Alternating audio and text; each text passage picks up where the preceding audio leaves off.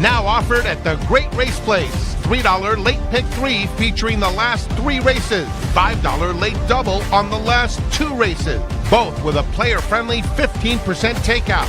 Every race day at Santa Anita Park.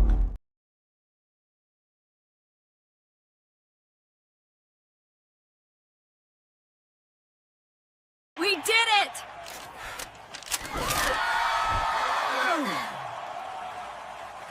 Unbelievable.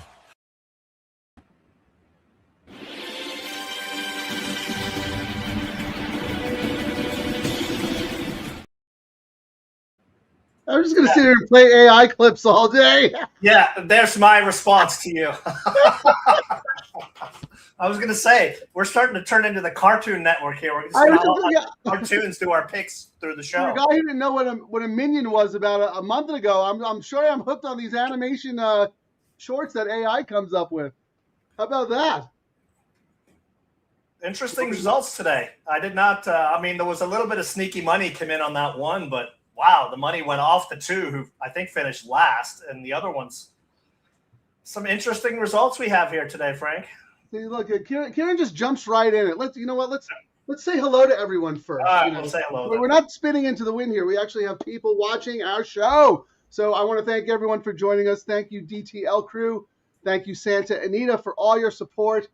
I'm Frank Scattoni. I am joined by, let me put it up there because, you know, the CGO, Chief Gambling Officer of Double Trouble Live, also known in some parts of the world as the king of the all-turf pick 3, Ciaran Thornton.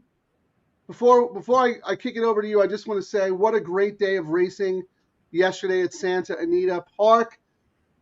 Statebreds, Calbreds, Calsired runners were on display, and they delivered the goods. Oh, yeah. There was a pick 6 carryover, very logical sequence, ended up paying more than $9 grand, very havable. That was just the first leg of today's pick 6. But we're going to get down to business. We got a $3 all-turf pick 3 with that, you know, both of us hit the last 2 days, even though there was no show to prove it. We do have write-ups.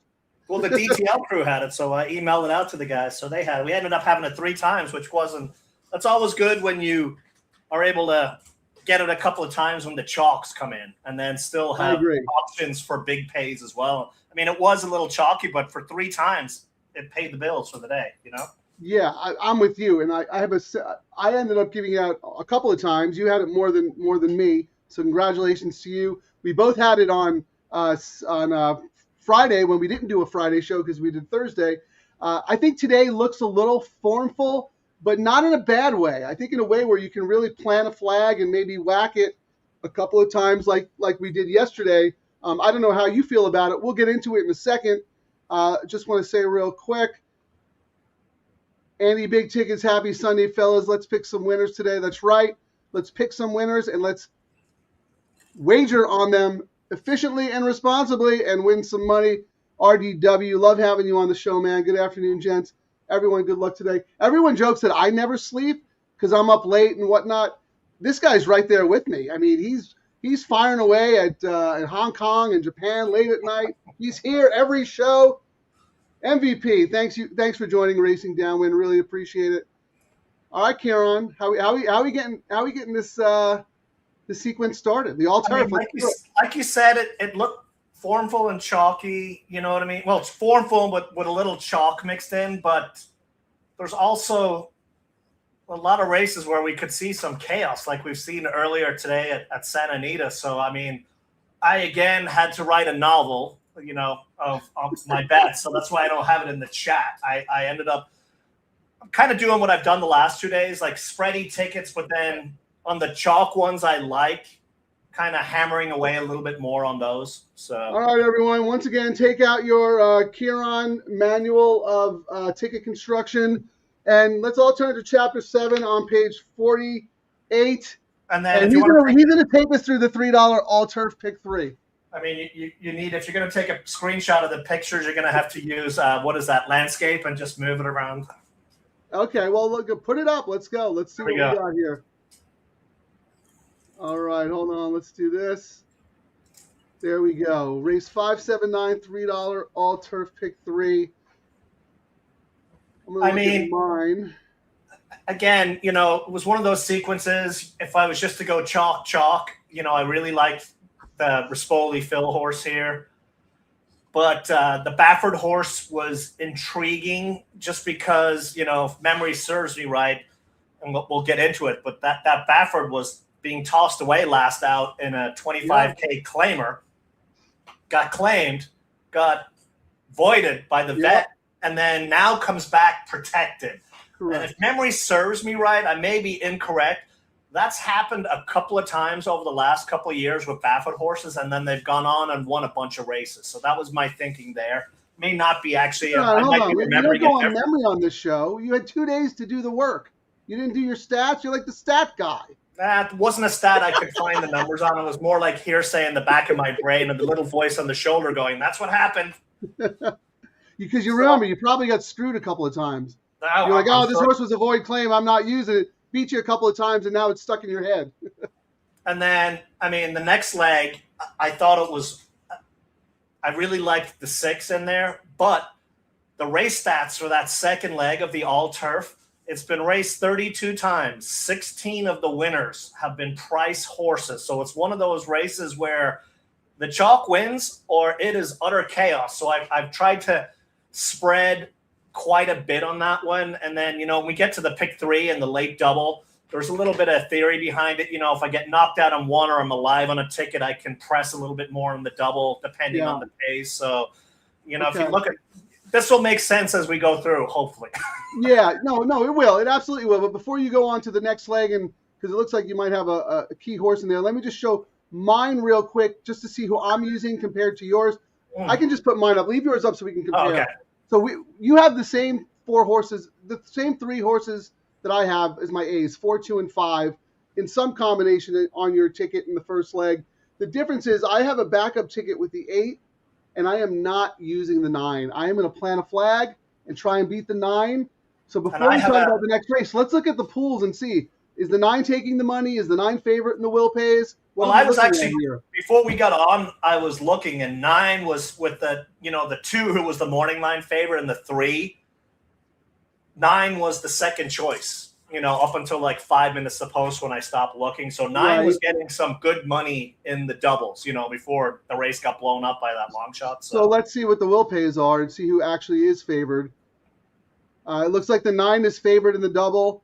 If you had the winner of the first leg, and you're alive in this leg, the 9 is paying $49. The 4 is second choice at $58. And then it's pretty deep after that. The 2 is over 100, the 5 is over 100, and everybody else is 200 or higher. So it's the same. It's the same on the pick 3, Frank. The favorite in the pick 3 is 404, and that's usually what we look to, you know, confirming the double with the pick 3. So the money's serious, you know. They weren't kind of Ciaran. I don't need to be a hero. I wanted to see how live this horse was based on the money, because obviously this horse has speed, drawn outside. Like you said, Baffert's bringing this horse back protected. So whatever little issue the horse had, he had to have figured out, right? Otherwise, he'd be running the horse right back for a tag.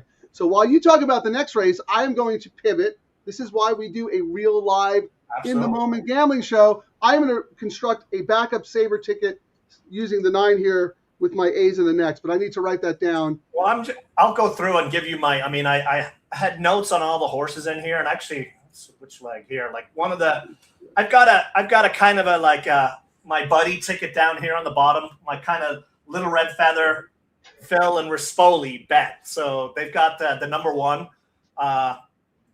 Madonna, I'm going to butcher the name. Madonna Loretta.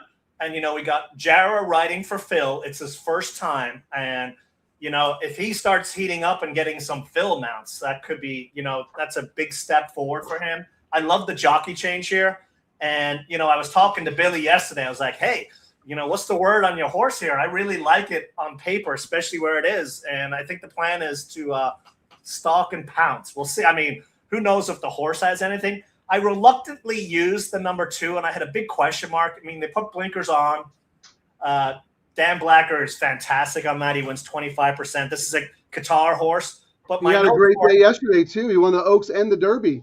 But I Yes, thought it in was. this, is the distance too long? And that was my question mark on that one, you know? And I ended up really liking Rispoli for Phil, 27%, 2 sharp works. And I thought this distance is ideal. And they've just missed 3 times in a row. And I thought today for the win, this was my top play in here. You know, you got misleading here, Barrios for Sheriffs, 1 in April, up in class. Kind of a sneaky one here, Invincible Molly. You got the Nap horse. Although I will say I kind of downgraded a little. If Invincible Molly had a new jockey on here, I would have upgraded this to my top long shot with the workout. I think it's a horse that possibly needs, you know, a change of scenery with a jockey, but could still blow up the tote board as well. So that's kind of in one of my little crazy tickets there. What is the one horse that you're building your day around? It looks like the 6 in the middle leg you have on three of your 5 tickets. And then in the last, you're a little tight. The 10 and the 8 seem to be your top choices, but you also threw in the 6 and the 12. Yeah, it was one of the, I mean, the 12, horrible post. And my notes there, Rispoli for McCarthy. The horse has been favored the last 2 times, and I can't tell you how many times, you know, a horse like that with Rispoli on, whose favorite does nothing and then goes off at a big price, wins. So I kind of have it on some, you know, saver tickets. But I thought in that last race, it was kind of a toss. I originally went in looking to make the Jarrah O'Neal horse my single. You know, I thought the 6-1 morning line, my notes there, no way it'll be this price first off the claim. Is that the 8 horse? Yeah, Angelic Bay. I ended up giving a slight edge to the 10 Global Consort. Demoro for, you know, if I don't use Apollo horse, the one time I didn't use it all Del Mar. All summer long. It cost me, and I planted the flag and won some money, and the one time I did not, cost me. Horses all speed. I thought that was a great one, and I just threw in the only other horse that I thought maybe had a chance, but I didn't write much notes, was the 6 Winnica. I was like so. If you said I could only pick 2 horses in that last leg, Frank, it would be 10 with a slight edge over 8. And that's how I would get out. Oh, okay, yeah. It was the best of times. It was the worst of times. No, you need 8,000 page later, Ciaran finally finishes his analysis of the alternate pick 3. Blah, blah, blah, blah, blah. Yeah, okay, so here's my deal. In the middle leg, I am all about the 3 and the 6. I think the 3 is the most likely winner, but I do want to use the 6 as well. And same thing in the last. The 6 and the 8, again, I think the 6 is the top pick in there. So a lot of my action is single to the 6.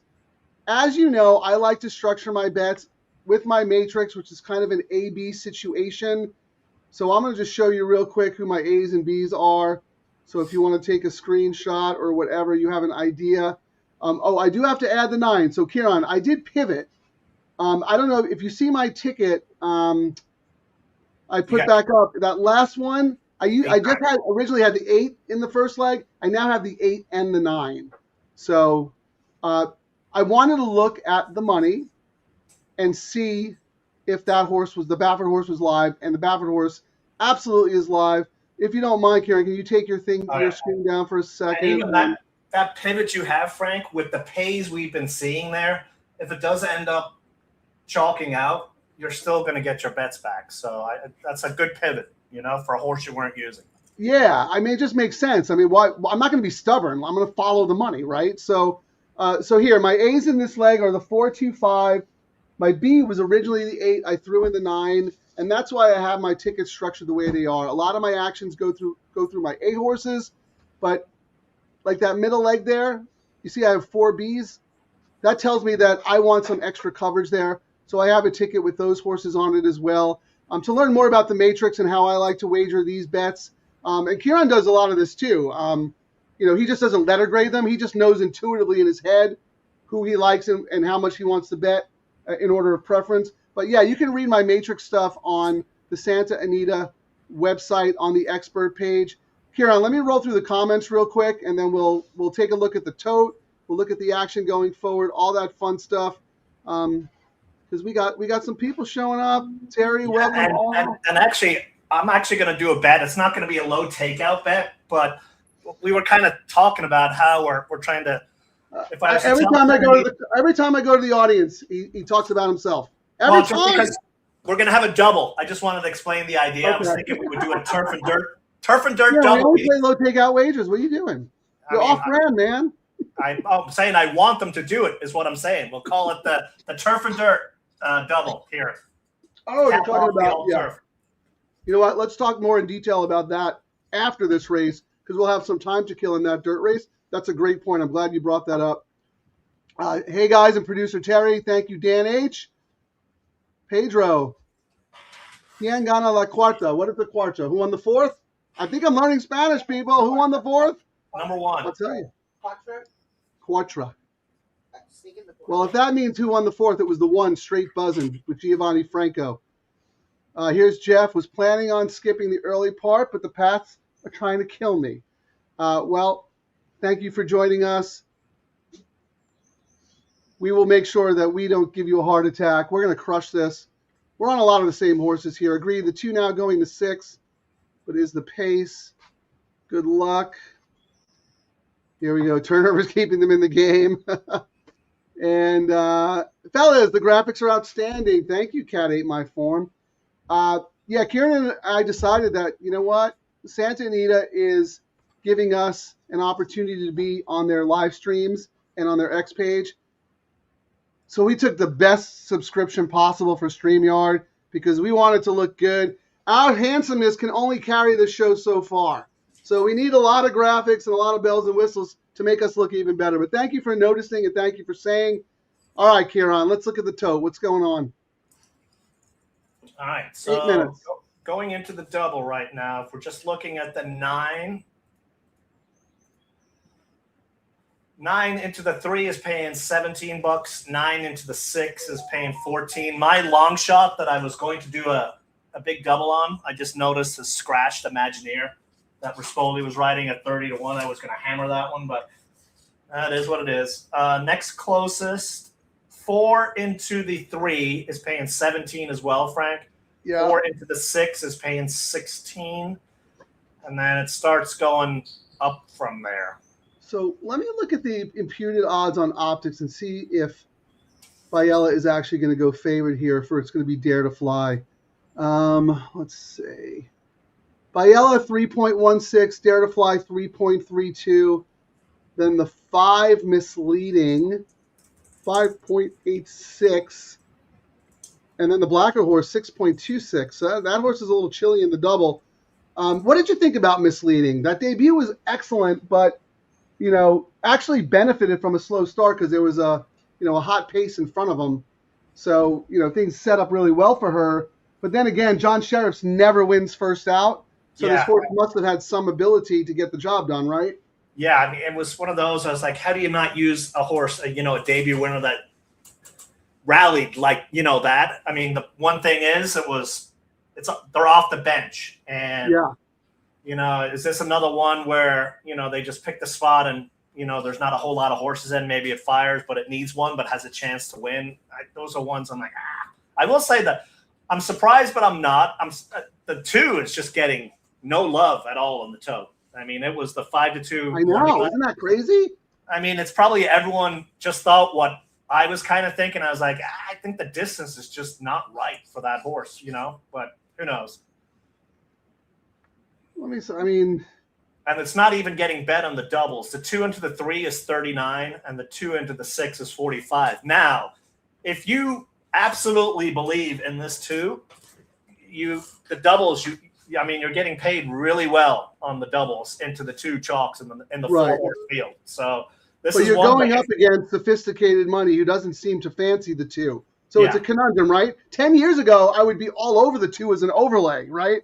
Because it's just me and clowns like you. I'm playing against you. I like my chances. But today, with a lot more sophisticated money, a lot of good algorithms that really know how to price up the market efficiently, the fact that the 2 is so cold on the board kind of scares me. It doesn't scare me away entirely, but it just makes me wonder.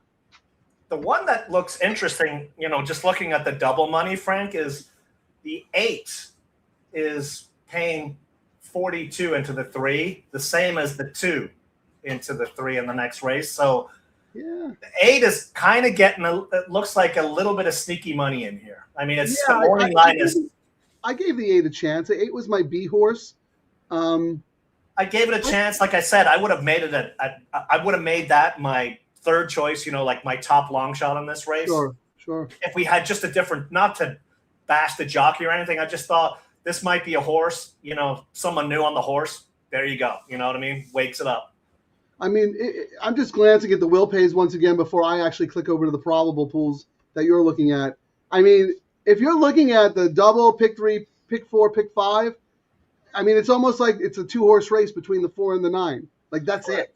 Like, those horses are taking, people are alive to those 2 horses. There's money scattered around, but those 2 horses took the lion's share of the money in the multis. And they kept hammering it too. Like they didn't kind of hedge themselves. They went back at it again in the double, on the pick 3. So right, exactly. They have it every wager. So I mean, usually when we see that, we kind of look for the sneaky money. But when we see that, that's like, okay, yeah, these are 2 extremely live horses here. That's the only reason I'm using the 9. I really wanted to beat the 9.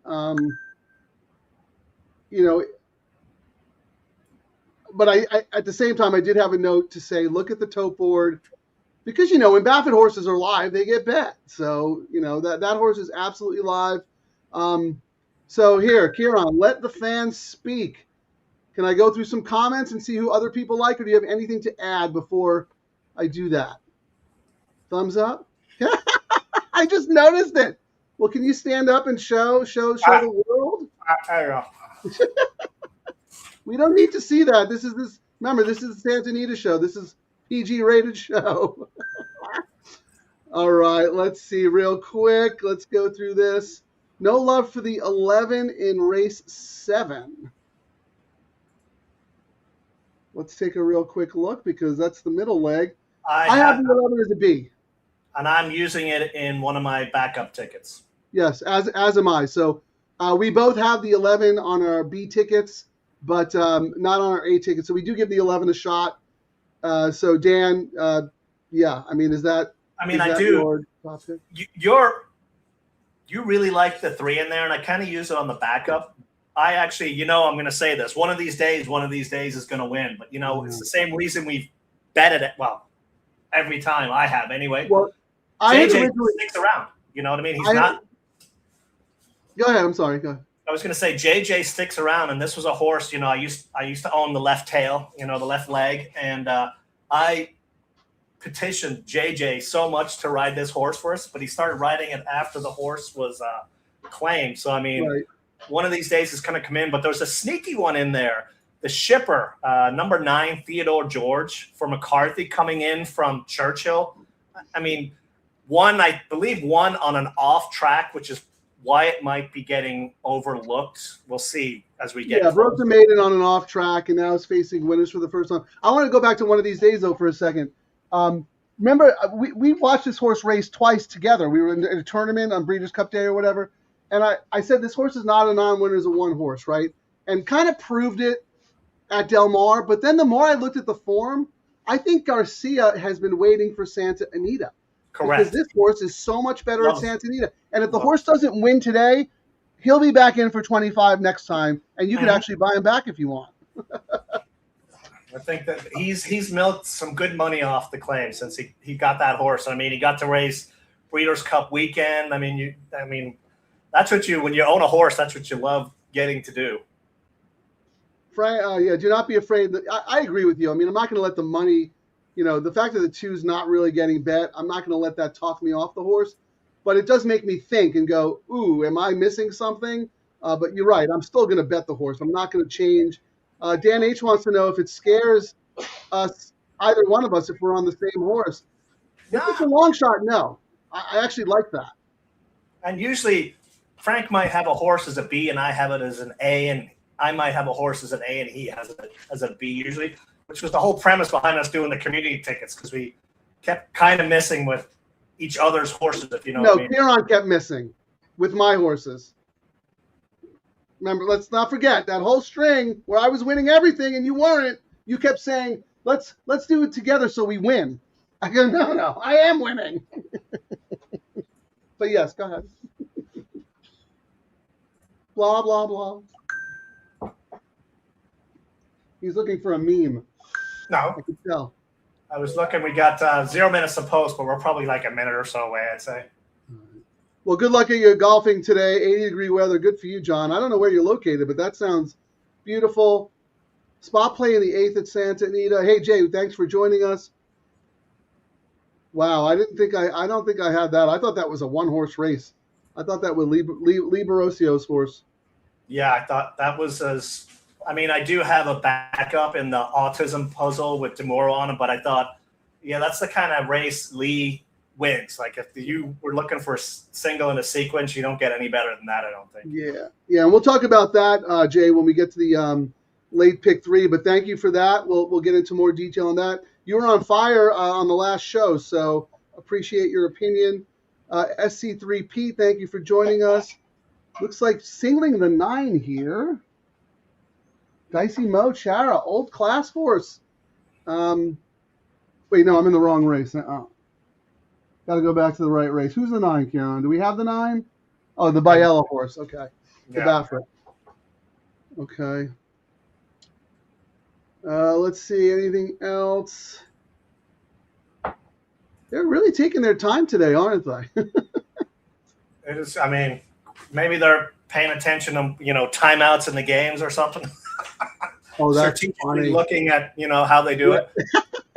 You know what? Actually, it is. I mean, it's like summertime here in Southern California. I mean, maybe they're just trying to give the horses. It's hot. It is really hot. Like I'm already sweating. I might have to open the windows here and put the fan on. And it's what, January, middle of January. This weather's great. Well, you know what? We deserve it because we had all that rain, right? So, but anyway, I don't know. Maybe, but you're right though. That would be actually a good idea if you time the races during the commercials and have it. And they actually showed it on the bottom on the NFL broadcast. That would be fun, I mean, you got all these people betting on sports, and then you scroll through Twitter and you just see everyone saying, "Yeah, when I was losing, I could bet as much as I want, and the second I start winning, they cap me." You know what I mean? No capping in horse racing. You bet as much as you want. You bet as much as you want. And all right, they're finally loading in the gate. Ciaran, I think we're on pretty much all the same horses except for maybe one. I don't think you used one of my horses, and I don't think I used one of yours, but I did pivot to play a backup ticket with the 9 who was taking the money and is the current fave and who Ciaran liked. All right, ladies and gentlemen, they're about to go off, so good luck. And we'll come back after the race. They're off.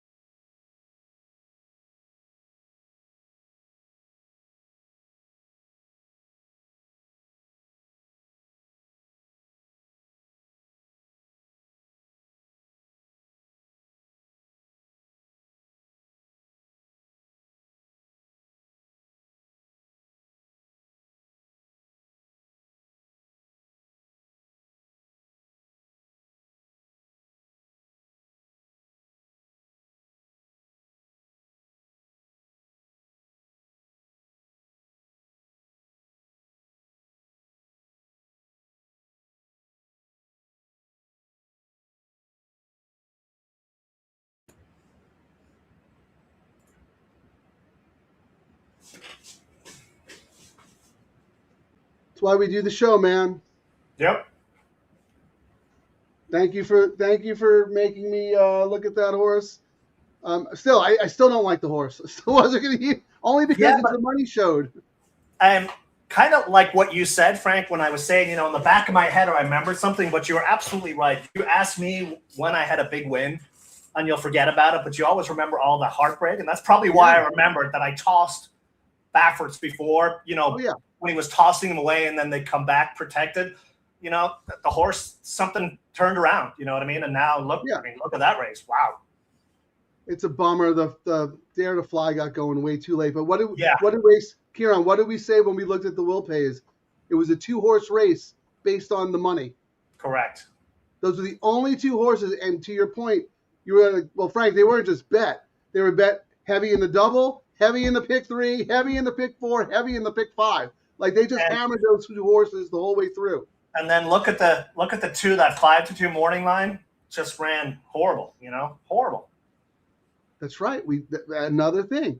Like I said, 10 years ago, I would have been all about that because you're playing against not as sophisticated gamblers and bettors as you are today. The market was absolutely right in this race. And then the other thing, like we point out on the shows, you'll probably see more people starting to do that, is you got to pay attention to not just going into the next leg, what the pays are into this one. Pick 3s, pick like 4 and 9 who finished first and second across every exotic, every multi-leg sequence were dominant favorites. And it wasn't like the money guys hopped off, they just kept firing away. They're like, these things are, 2 sure things, and they finished first and second. Absolutely. Yeah, Dan, fade the Baffert on grass is the favorite every time. Yeah, that's what I was going to do until I saw the money, and I pivoted. So, but you know what, Frank? He's, since we've been doing these shows, we've seen him more times than we've ever on turf, and his horses are racing great on turf now. Like they really are racing.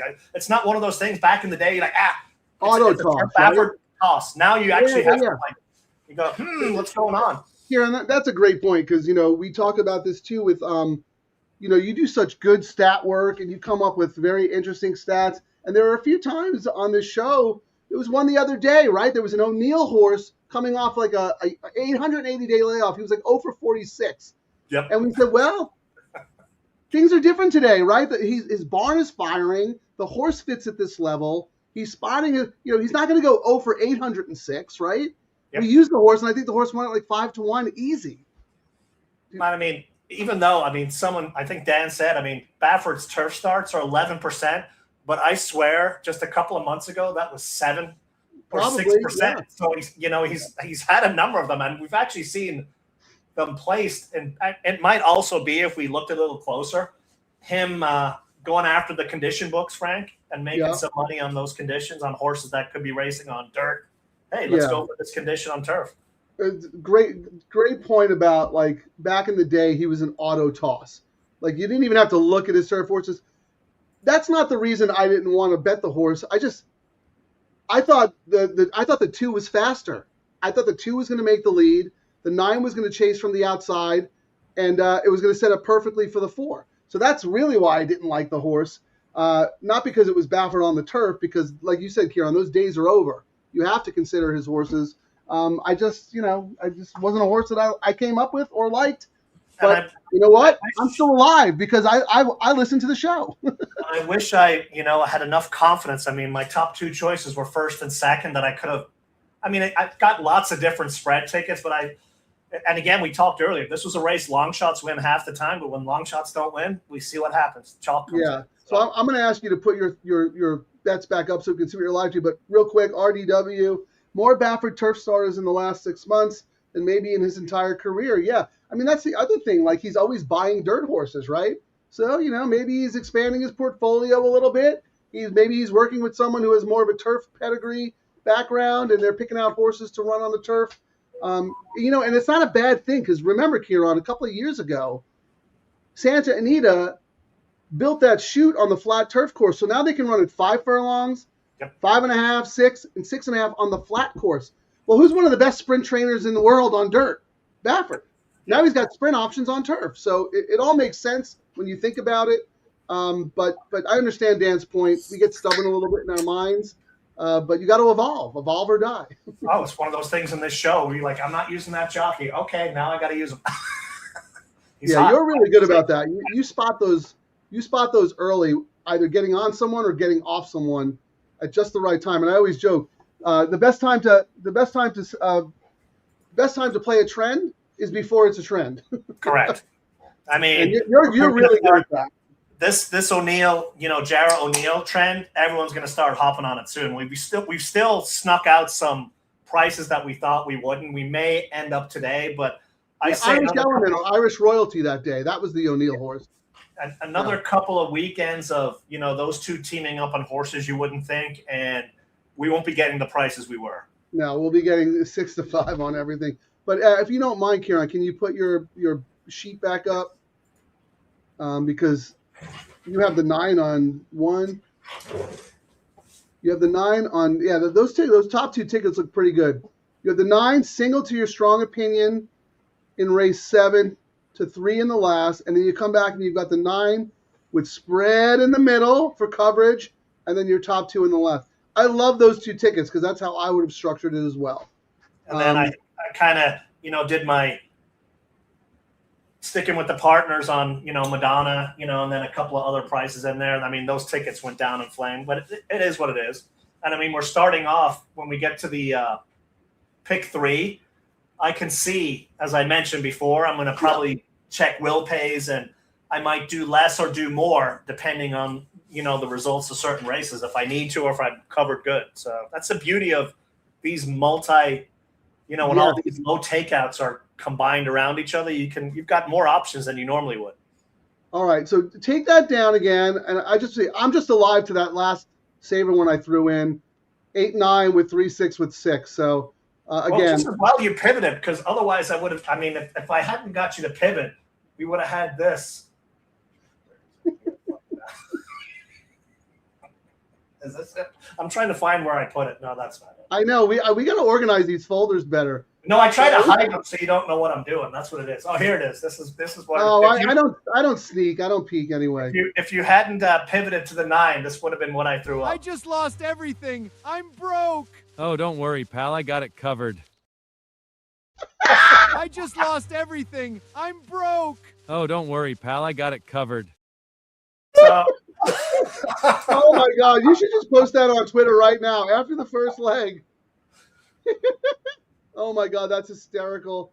What I was going to say is, I want to go back to the excellent point you made about maybe a smart way to maximize the all-turf handle with the double. But before I do that, let me just roll through real quick because Cat 8 by Form has a Spanish lesson for both of us. It's pronounced with an H. So Jaramillo or Jaramillo? I'm going to say Jaramillo, right? Let's hope. Hara. Okay, the J. Hara. Yeah. I mean, yeah. My name has been butchered since I came to the States. So I've gotten in the habit of giving nicknames when I don't have the name because I don't want to butcher the name. That's just right. So now instead of Jara, you will be calling him Hara. Hara. O'Neill and Hara. Yep. Yeah, I'm bad too. I was only allowed to choose one second language to take in high school, and I chose French. So I can say bon chance every time Flavien Prat's in a race, but that's about it. Okay, so I did get it. So it's Jaramillo. Okay. Chris Babcock just logged on. Thanks, whoever said they're singling the 9. Excellent. Love JJ. Needed a bounce. Yeah, so bummed about the Niners. That was just no bueno. But you know what? You had a good season, and now you're free and clear to just play the horses like a total degenerate. Let's see. Distracted. Missed my second pick 3. Come on, Jeff. You gotta get in with. Come on, get in the game, man. All right, Ciaran. So let's talk about one of the reasons why the late pick 3 and the late double, in addition to the higher minimum and the low takeout, is because those bets are. Yes, you can play them as separate wagers. That's fine. Yeah, I think if you really want to maximize your opinion, you have to play them in conjunction with each other, right? I think you have to look at these the pick 3 and the double as handcuffed together. And we see it many times where people will well, I'm alive in this one. I can skip the next one. But I think if you're alive, you press even more. You cover your secondary ones. And the whole point is you can look at what the probables are. And, you might go, wow. I can hedge a little bit and do $10, and I could make more than I could if my chalk hit. I mean, they just go hand in hand. So I'm hoping that Santa Anita will make this race after the turf so we can kind of go in and out of the turf. It'd be great if they had another low takeout, the dirt and turf takeout, low takeout double, and then we could tie them both together. Yeah, in the middle part of the card. I mean, I think you would see more people tie up their money on the all turf if they were, had options into the next. Just my thought. I think that's a great idea because I also think the challenge with doing the all turf, and and I've said this before myself, before both of us realized just how good of an opportunity the bet is. You don't want to tie up your money for a length of time sitting through races that you have no stake in, right? So at least Santa Anita does it right. They try to keep them as close together as possible, but you still got 2 dirt races sandwiched in there, right? Because it's part of the Pick 5. You have race 5 on turf. You got to sit out the dirt race to wait for your next turf race, and then you got to sit another dirt race to get to the last leg and see if you're alive. So I think it's difficult for some players, and believe me, I don't blame them. I used to be one of them. And I think because we're focusing on the all turf now, as part of our thing, it'd be great if we had a bet going out of it too, and even if we got knocked out, we're like, oh, well, this is our recovery bet here to get back the money that knocked us out on the all turf if we get knocked out. Correct. And then boom, that leads right into the start of the late pick 3. So like you said, like if you tie all these bets together, kind of like in a chain, as a viewing, instead of viewing them as like complete separate entities, I think it'll increase handle, but I also think it'll be beneficial to the player because now you have action, right? You don't feel like you're sitting out of a race waiting for the middle leg of the turf pick 3, right? Oh, absolutely. So you probably should have copyrighted that idea because now other tracks are going to start doing it. Yes, I think the most progressive track there is, despite all the naysayers out there, is Santa Anita. They started this whole low takeout that everyone else is kind of copying, but not doing it correctly. I mean, they're ahead of the game. Simple as that. Way ahead of the game. Absolutely. I mean, and we're not saying that because we're on Santa Anita's site. We've been saying this since the jump. We gave them credit down at Del Mar. We're like, the reason Del Mar did it is because Santa Anita rolled it out, and they followed suit. And now we got the all turf as well, the low takeout all turf, which more people are starting to. The pays have been really good on it, Frank, even for chalk on this all turf. What do we say, Ciaran? We at the end of every show we do a check. We see how much it pays.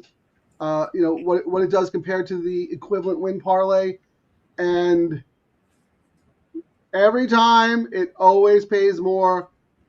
Most of the time when there's when it's not no chalk or like a couple of mid-price horses, it pays infinitely more than the parlay. I mean, we've had some really, really nice scores on it's $3 bet. Maybe your ticket's $36, or maybe you spend $72 playing other combinations or whatever. But this is the type of wager where you can do that. It's just so much better than 50-cent pick 3. 1 with 4, 8, 10 with 4, 2, 4, and you play it 10 times. I'd rather be creative with my ticket construction. I don't want to buy legs. I don't want to buy horses. So anyway, that's just. Well, we can actually. About it. I wish more people were hopping on board instead of complaining about the other stuff. They're all talking about exactas and tries not paying what they should, and the argument is. Just because a horse is 50-1 doesn't mean there's 50-1 money in the bucket. You know what I mean? It's a big bucket of money. So that argument doesn't hold water. Right. You look at it the opposite way, right? The people who are complaining about the exactas being underlays, there's a bunch of guys out there going, I can't believe this horse paid 50-1. He should have been 18-1, mm-hmm. Right? So it actually goes both ways. But the point is you don't have to worry about that here because we have information. We can look at the double probables. It's very difficult when the minimums are so high to make a significant wager late that's going to really drastically change the payout. Yes, on logical combinations, those pays usually come in, right? In the last minute or two, they might Correct. Go from 80 to 60, but that's normal. Those are logical combinations that people are betting. It's not, any kind of market making or manipulating or anything like that. It's the old pari-mutuel game, the way the game was intended, and that's why we love it.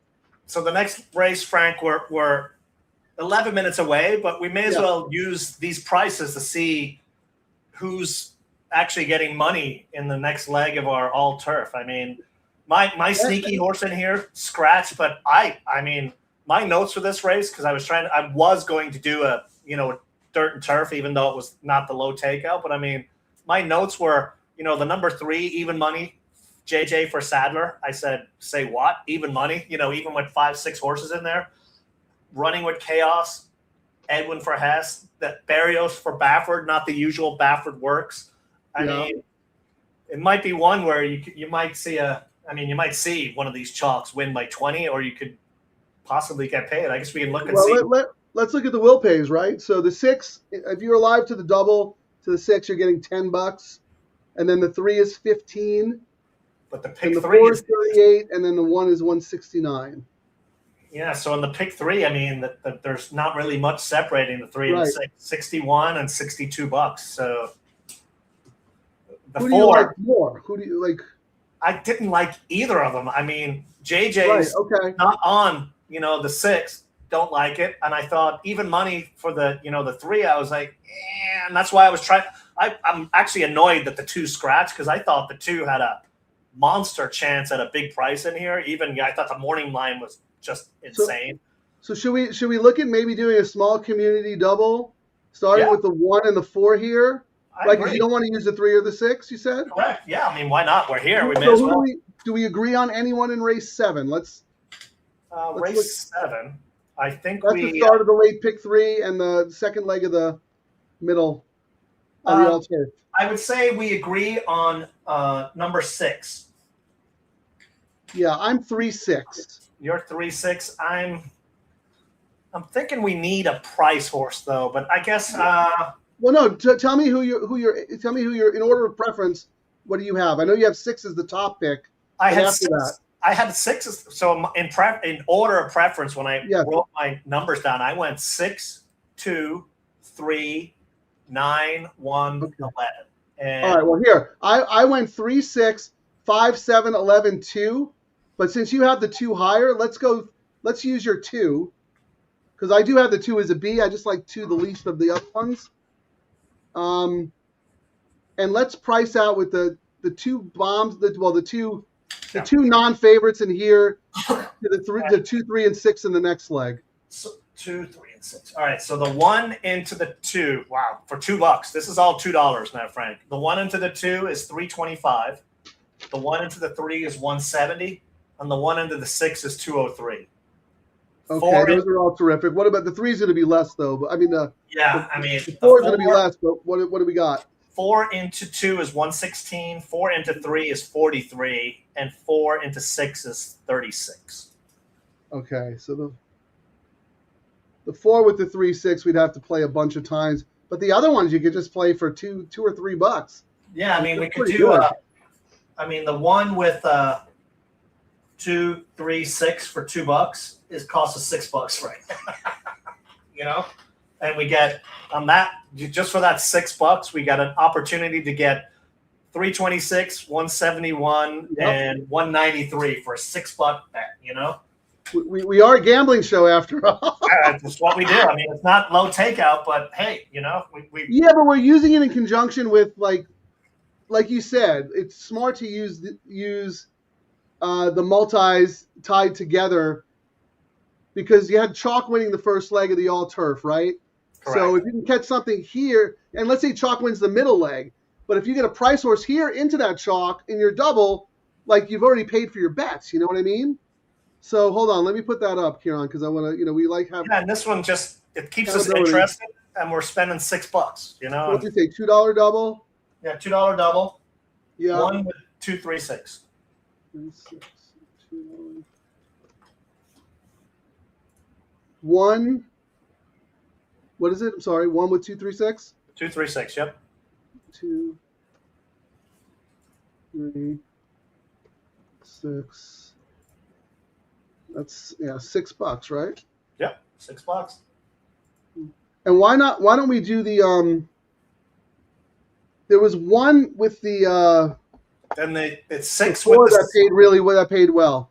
Yeah, so the 4 with 2. 4 with 2 was 115. Let's play that. 4. So what we're doing here is we're just looking at combos that we feel are value, and that's all we're playing. It's like this doesn't represent who we like best in this race. We're looking at the horses we think can win and playing the combinations that offer value. And we're using horses that we've done research on these horses, and these are kind of the price horses we like in the next leg. And if there's I mean, we both agree this is, we're either going to have these chalks run 1-2, or we're going to see some chaos. I didn't like. Honestly, I didn't really spend too much time on this race because it was a short field. I wanted to use, like you talk about, use the information in this leg going forward to inform our opinion in the pick 3, which is why I think your double idea, making this a $5 double, race 6 into race 7, would be phenomenal. But we're on the show. We're a gambling show, so let's play it. Yeah. All right. Let's see. Any comments out there? Anybody like anybody? Let's see here. Yeah, it was major chalk yesterday, but Ciaran had it 3 times. I had it twice, and it was still like double the win parlay. Oh, so easily. Even though it seems like, oh, that's such a bad payout, in reality, it was actually pretty good.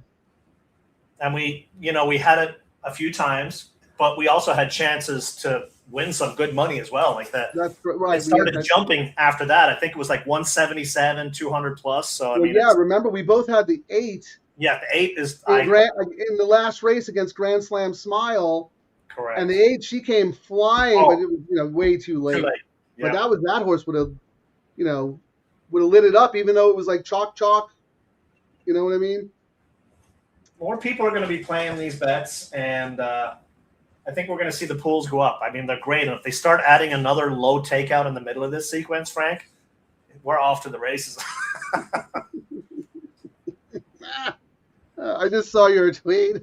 Oh, yes. On Twitter, yes. We saved Scatoni Sure Shot live on DTL.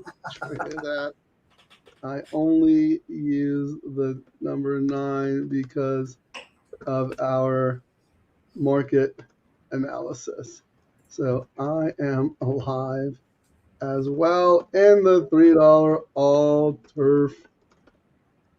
Yeah, I think this is kind of fun. Like, try to engage on X a little more, but that is pretty hysterical, Ciaran.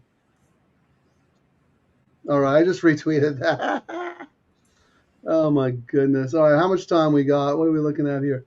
I feel like things are really dragging today. Is it just me? Yeah, everything seems it's going really slow. Well, here, I mean, the next leg, race 7, Frank. I know you talked about the 3. We talked about one of these days, and, we talked about the Phil horse, and we talked about my sneaky one. But another interesting one in there was, and I think you're using it as well, the 5 in the next leg, race 7, time song. Yeah. You got Smith for Thomas. And my notes, I mean, I've said this many times. You don't use this horse. This is the kind of race Smith wins on. Up in class and protected. You know what I mean? And probably will be a price. Actually, what is that horse getting? Is it getting any money at all in the probables? Race 6 is coming up, Johnny. But we're talking about the late pick 3 right now. Yeah, Jeff, no, I wasn't criticizing your comment. I was just saying some people might look at it and go, oh, it paid 70-something bucks, big deal. Well, the reality is, like you said, it paid 42% more than it should have. That's the point we're trying to hammer home, Yeah, people are just focused on, they're like, oh, another low takeout. And then you go, dude, that was like 2 chalks and a second price. And if you really felt comfortable, you could have hammered it 10, 12, 13 times, you could have hammered it away. Exactly. And then you could have done a saver bet. If you'd done the win parlay and saved your money from race to race, you would have lost half your value. Correct. And you could have done a saver bet if you liked a couple of long shots too. And we were alive for some good pace, in that last leg as well.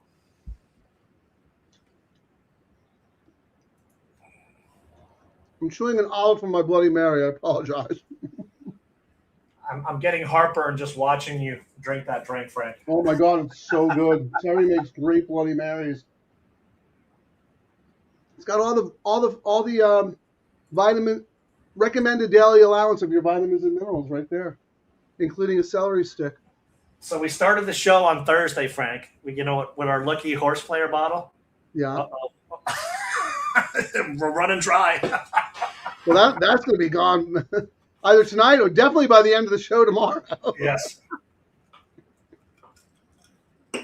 What do we got? 0 minutes. Even money on Taif. I don't know if I'm saying that correct. Last draw, 10-1. So looking forward into the next leg, The 6 and the 3 are about the same price, $14 and $15 in the probable double pays. And then the next, you have the 5 and the 11 at $54 each. So the 11 was the one Dan was talking about. Correct, Here's the yes. 5. Oh, 5 is Time Song, who Ciaran was just mentioning.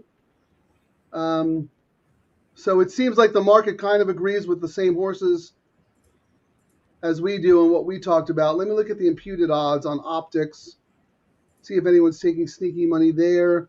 And then that race 7 is another one where bombs rain, Frank. 15 of 32 races there as well.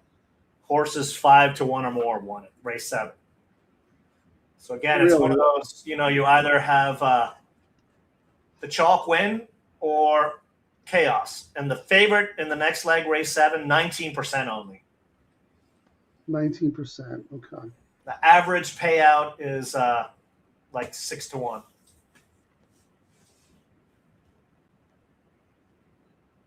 Yeah, I mean, makes sense. I thought this one may be a little different because we got a bunch of starter horses in here trying to win at the N1X level. And I always say this when I look at those races,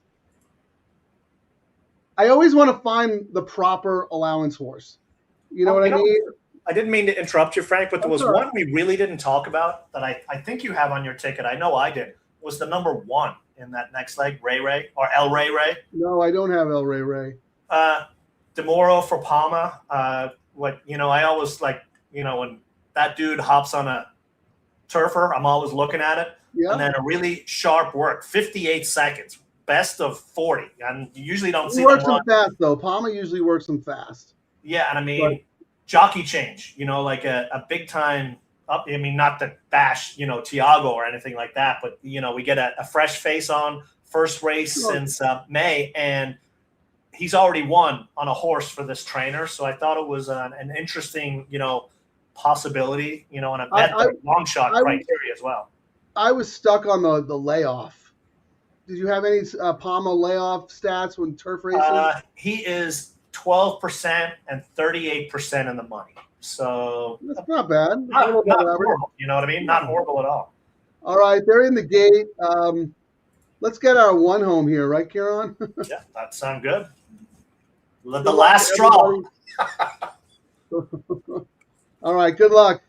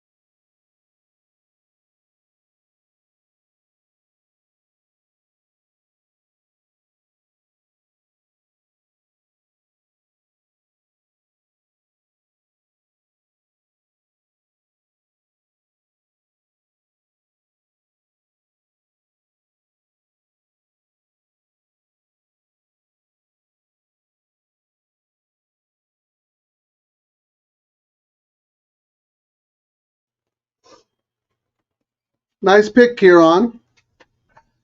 Yeah, I mean, it was one of those. They all had the top 2 choices had question marks, and that showed it there in the race. I mean, turning for home, the one looked like it was gearing up. I thought the one was going to make it interesting, but then just kind of flattened out.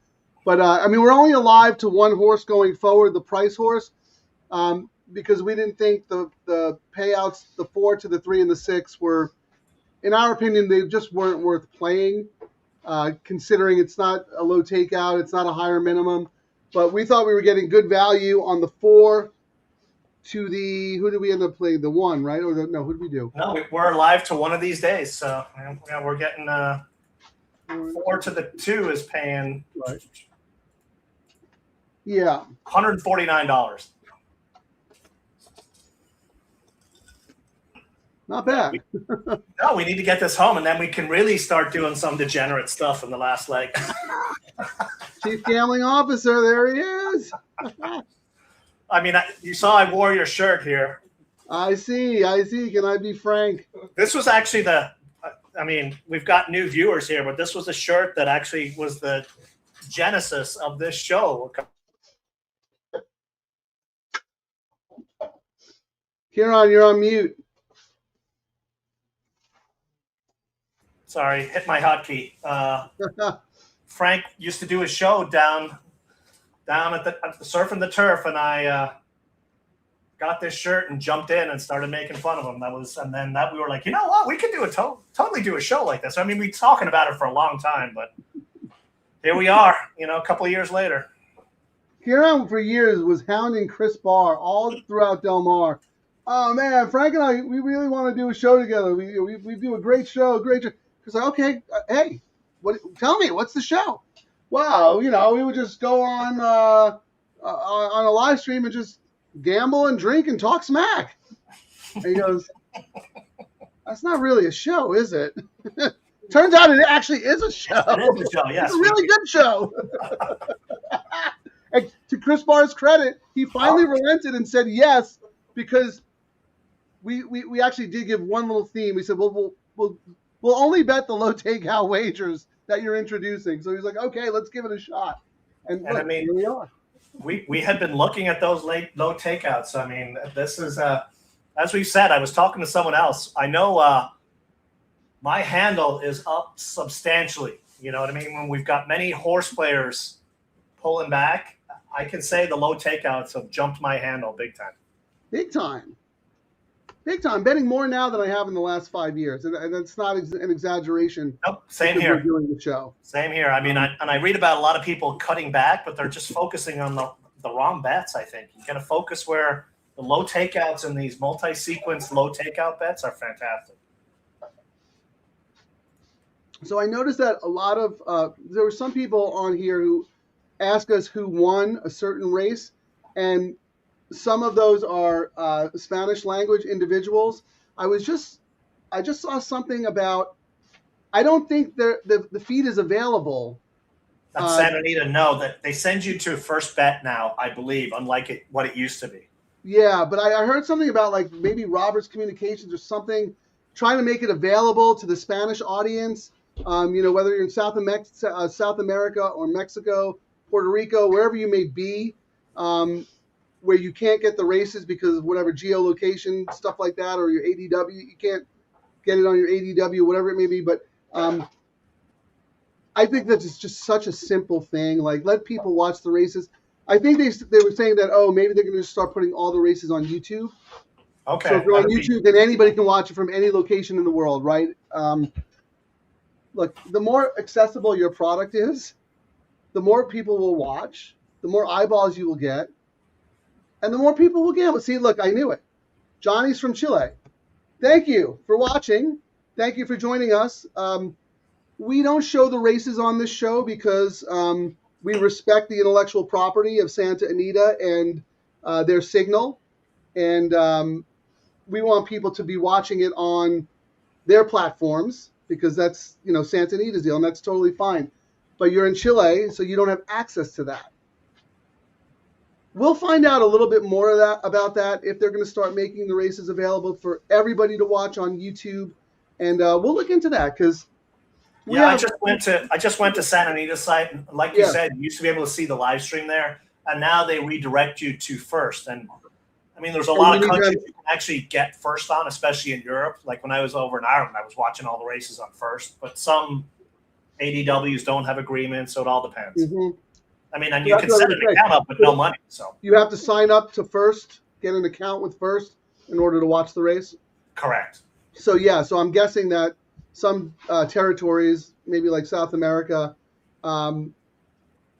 First isn't available or whatever. So now they can't watch the race. But we're going to look into that, Johnny, and we'll do a better job going forward announcing the top 3 finishes of each race, because now we know that we have an audience who can't actually watch the race.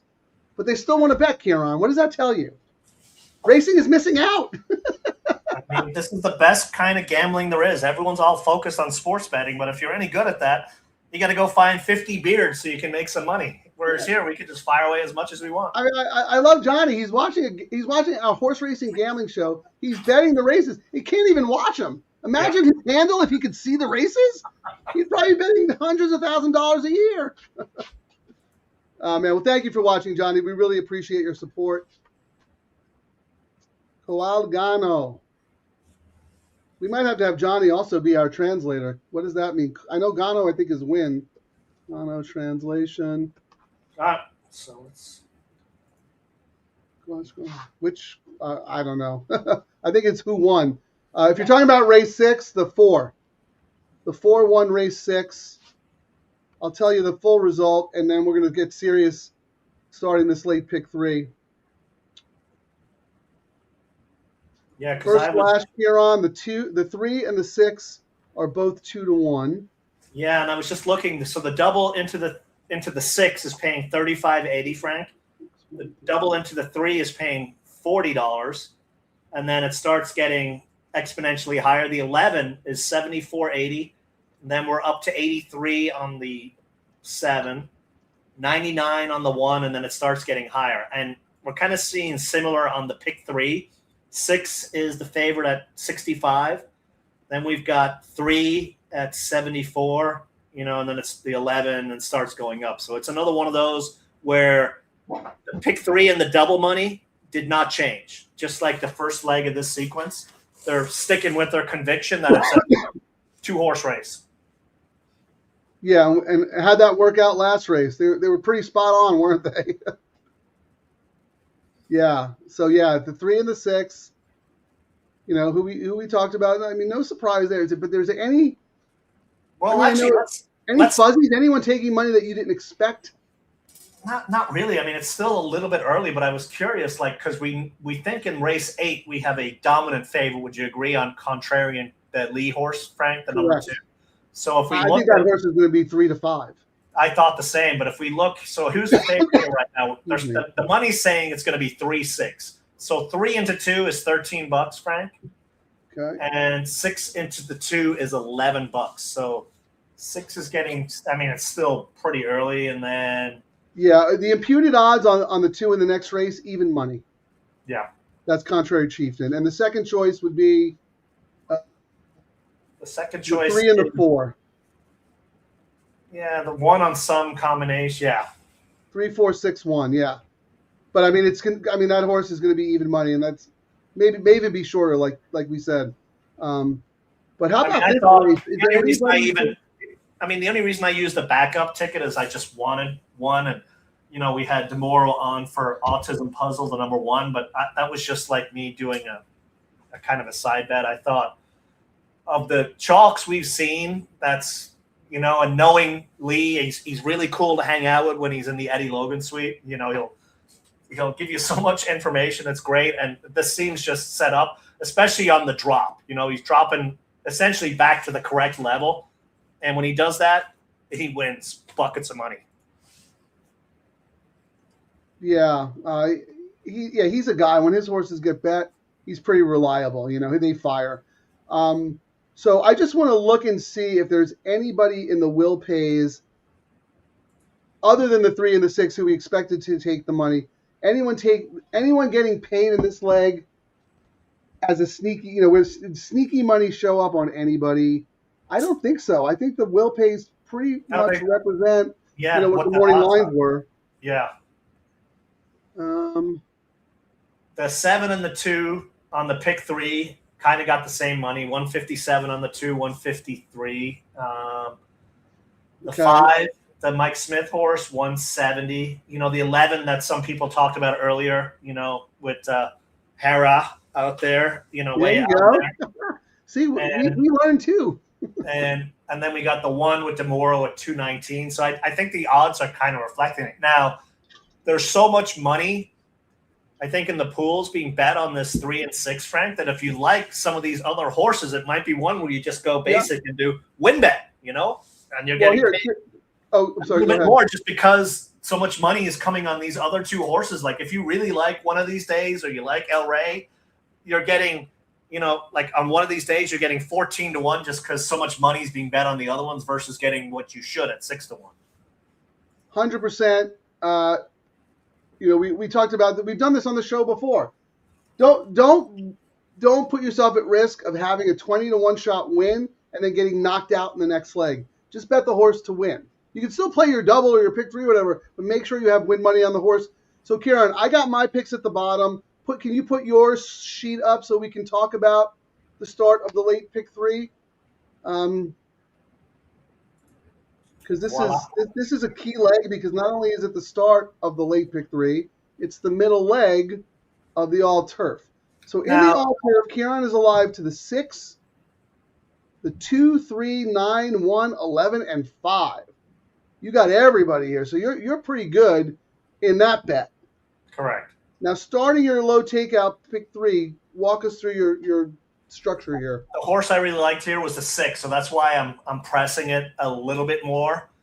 When I first did it, I was singling the 2 in the next leg, but I'm so confident, on the last leg, I was like, you know what, let me just give myself a little bit of a hedge. And the reason I said that is, like, if you see down here, I kind of wrote, if a long shot wins the first leg of the pick 3, I can tweak my doubles going forward. So that's kind of why I ended up going the way I did. And then, like I said earlier, this upcoming race, it's usually a favorite or a price over 5-1. So my tickets kind of reflect that. The tickets reflect the horse I think should be the favorite and should win, and my other horses on the other ticket. Simple as that. So I'm with you. I mean, I have the 6 in addition to the 3 on all of my tickets except my backup ticket.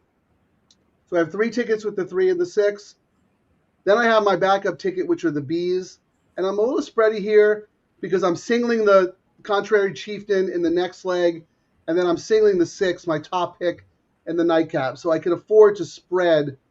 It's only costing $12 to have more coverage in this race to my A horses going forward. And that's kind of like how we do it. I mean, every once in a while, one of us will put up a caveman ticket because we don't have super strong opinions. And actually, you've done pretty good with your caveman tickets. But the way to bet this type of wager is to bet it like this. List your horses in order of preference and bet it accordingly.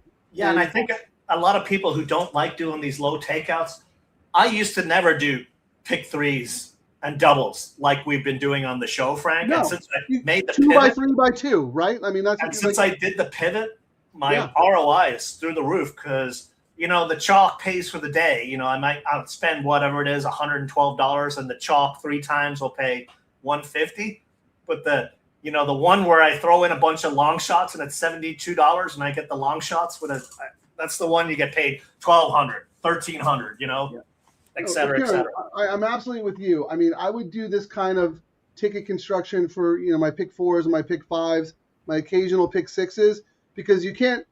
Well, back in the day when they were $1, and $2 pick 6, you couldn't caveman them because it'd cost you too much money. So you had to be a little selective and play multiple tickets.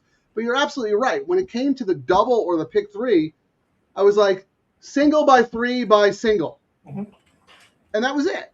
But now, given the higher minimums and the lower takeout, you can afford to be a lot. When I say afford, not financially afford, but mentally afford to be more creative in how you structure your bets and how you weight your tickets, because you can spend $72 on a pick 3 because it's going to pay $300 or $500 or $3,000. You couldn't do that when the denomination was 50 cents because it's going to pay $50. You know what I mean? And then everyone would have that, smart long shot you had that got paid, and they'd have it like 2 or 3 times. So. Correct. That the 20-1, you would have been better off betting the 20-1 to win because that horse was only 8-1 in the pick 3. And then people would be like, "Well, the ticket's only $14. Let me throw this horse in, and I'll throw this one in too." And that's why you'd have 5,000 tickets with the long shot on it. I said this on our show a few times. I said it the other day when I did the first look preview for the Santa Anita website with Jeff Chapman, Seminar Skip, and Gina Bacoli. These bets force you to be better handicappers because you just can't buy horses, and they force you to be clever and proficient with your ticket construction. Because if you try to caveman them, it's going to cost you too much money. Because it's a $5 minimum or a $3 minimum. So, Ciaran, I love that you're pivoting in this way because I know you've never been an ABCX guy, but intuitively that's because you always list your horses in order of preference, right? So intuitively you are, but you just never viewed it that way. But when we're putting our tickets together like this, that's basically the strategy you're employing. You just don't call it ABCX, you know? No, you're hammering your more sure things. And when you see me actually throw up the occasional caveman, that's because, man, I just can't land on something I feel like I have to spread, which sucks. And I usually don't win those. When I'm cavemaning. You hit a couple of caveman ones. Once in a while, you know what I mean? But it's not like one, like it's usually the ones that hit are the ones that are spread like this, where I've got it covered on a chalk, but I got the backup. And well, that's how you what I mean. And for the new viewers here, like when I start a new meet, I have a budget in mind. And if you look at, Frank too, like for our doubles and our pick 3 bets, we're usually $150 or less, but we will push up to that limit because the pays have made it worthwhile doing that much money. Even when it chalks out, like yesterday, I think I spent, I don't know, offhand, I probably spent $140, on my multiple all turf pick 3s. I paid 3 times, so it was $220. I made like 40% return. So that's the goal. When it chalks out, to break even and cover the bets and a slight profit, and have a chance at making stacks is how I'm approaching it. Well, here, let's go back to Jay again, because he mentioned an interesting horse in the middle leg, the next race, which is race 8. Do we have tunnel vision, Ciaran, with Contrary Chieftain? Are we being stubborn because that horse looks like such a standout? His sneaky horse in the next leg it looks like, based on this ticket, the 7. Smarty Nose for Sally Rivera and A.L. Bautista. That's the guy who won. Actually, now that I look at it, I think that's who was on when I was on TVG. Was this the jockey? You probably remember more than I do. That he won on that. No, it was Ricardo Jaime. Oh, that was Jaime. That's right. Yeah. Yeah, it was Ricardo Jaime, and the trainer was oh my God, it was a guy we never even heard of. I forget. But no, Bautista's he's a 5-pound bug boy. Jay, give us a little info on why you like this horse. I know you mentioned the Los Al races. When I see those 1,000-yard races, I try to find horses where that final time is less than 53 seconds. This horse has run over the 53 seconds twice against cheaper company. So that kind of put me off a little bit. That Los Al race was grinding away at the end at 5 furlongs. So maybe the extra distance today, just put the horse in front with the bug boy. Maybe that makes the difference. I don't know. We love weight breaks on this show. I'll tell you that. But and it is a mile. Yeah. So. Yeah. But this horse has never been beyond like 5.5. Recently, it's just crazy. Well, and this is the beauty of this, Frank. If we're alive, when we're alive out of this race and we start looking at the will pays on the double, this might be one where we go, this is our risk in here. And, it might be one where we actually do a double 7 into the ones we really like in the next leg if it pays, just as a hedge. Yeah, we could. Well, I love the way Jay's approaching because, look, he's already looking to see what it pays to the 7 in the next leg. Spot play in the next is 80-1. He's going to use 7 horses here. Get over his minimum win odds. Then he's a 3-6 to the 7 for $4, and then 2, 5, 7, 10, 11. So he's got lots of coverage in this leg, and if he's right, that's the other thing. You don't have to worry so much about it when it's a $2, but if you're playing a $5 double, you have to make sure that whatever you spend in the double, if you had just taken that money and bet your horse to win, you got to make sure that the double is going to pay way more than if you just bet $100 to win on the horse. I think we actually had that happen a couple of times at Del Mar where we were like, yikes, if we just taken all that money we spent spreading. Yeah, in one of the tournaments. Yeah. It was I forget. It was like maybe Tennessee Honey Bear or something. Remember that horse? Oh, that's right. Yes. Easy horse. I mean, I know the horse was like 8-5 or whatever, but like we spent a lot of money trying to, tie that horse in a lot of different combinations. We should just crush the horse to win. Shoulda, coulda, but we've learned. We moved on. I mean, if you don't learn from your last, mistakes. So here we go. Dan H on the pedigree angle for Jay's number 7 horse in the next leg. Smarty Nose can get the distance on both sides. He will add. Let's go, Jay. I am not going to add the horse in my pick 3, but like Ciaran said, we'll have the luxury of the double probables going forward into the last race where I have a strong opinion. I could absolutely use that 7 because the 7 is going to be a big bomb. But I don't want to pivot in the pick 3 right now. But the double is open for discussion. Double, I think we're absolutely going to be looking at what those pays are. Now, if you were to do a pick 3, I mean, we're alive to the 2 in here, so we probably don't need to pivot on the pick 3, Frank. But if we were to do 3-6 with 7, I'm just looking, pricing it out, if I was, and I really like, for me, the 8-10 in the next, I'd be looking at $18. I don't know if I want to spend $18 though, That's the thing. And I don't think I'm not comfortable enough in this leg to single. Yeah, I'm just looking at the double probables going forward to that. So with the 3 horse here to Jay's 7, 70 almost. It's like 75-1.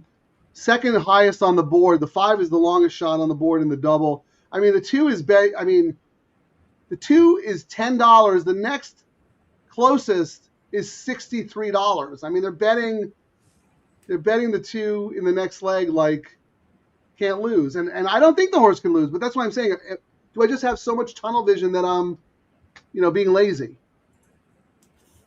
Well, we don't have to do a pick 3, Frank. We could do a 2-3, 6.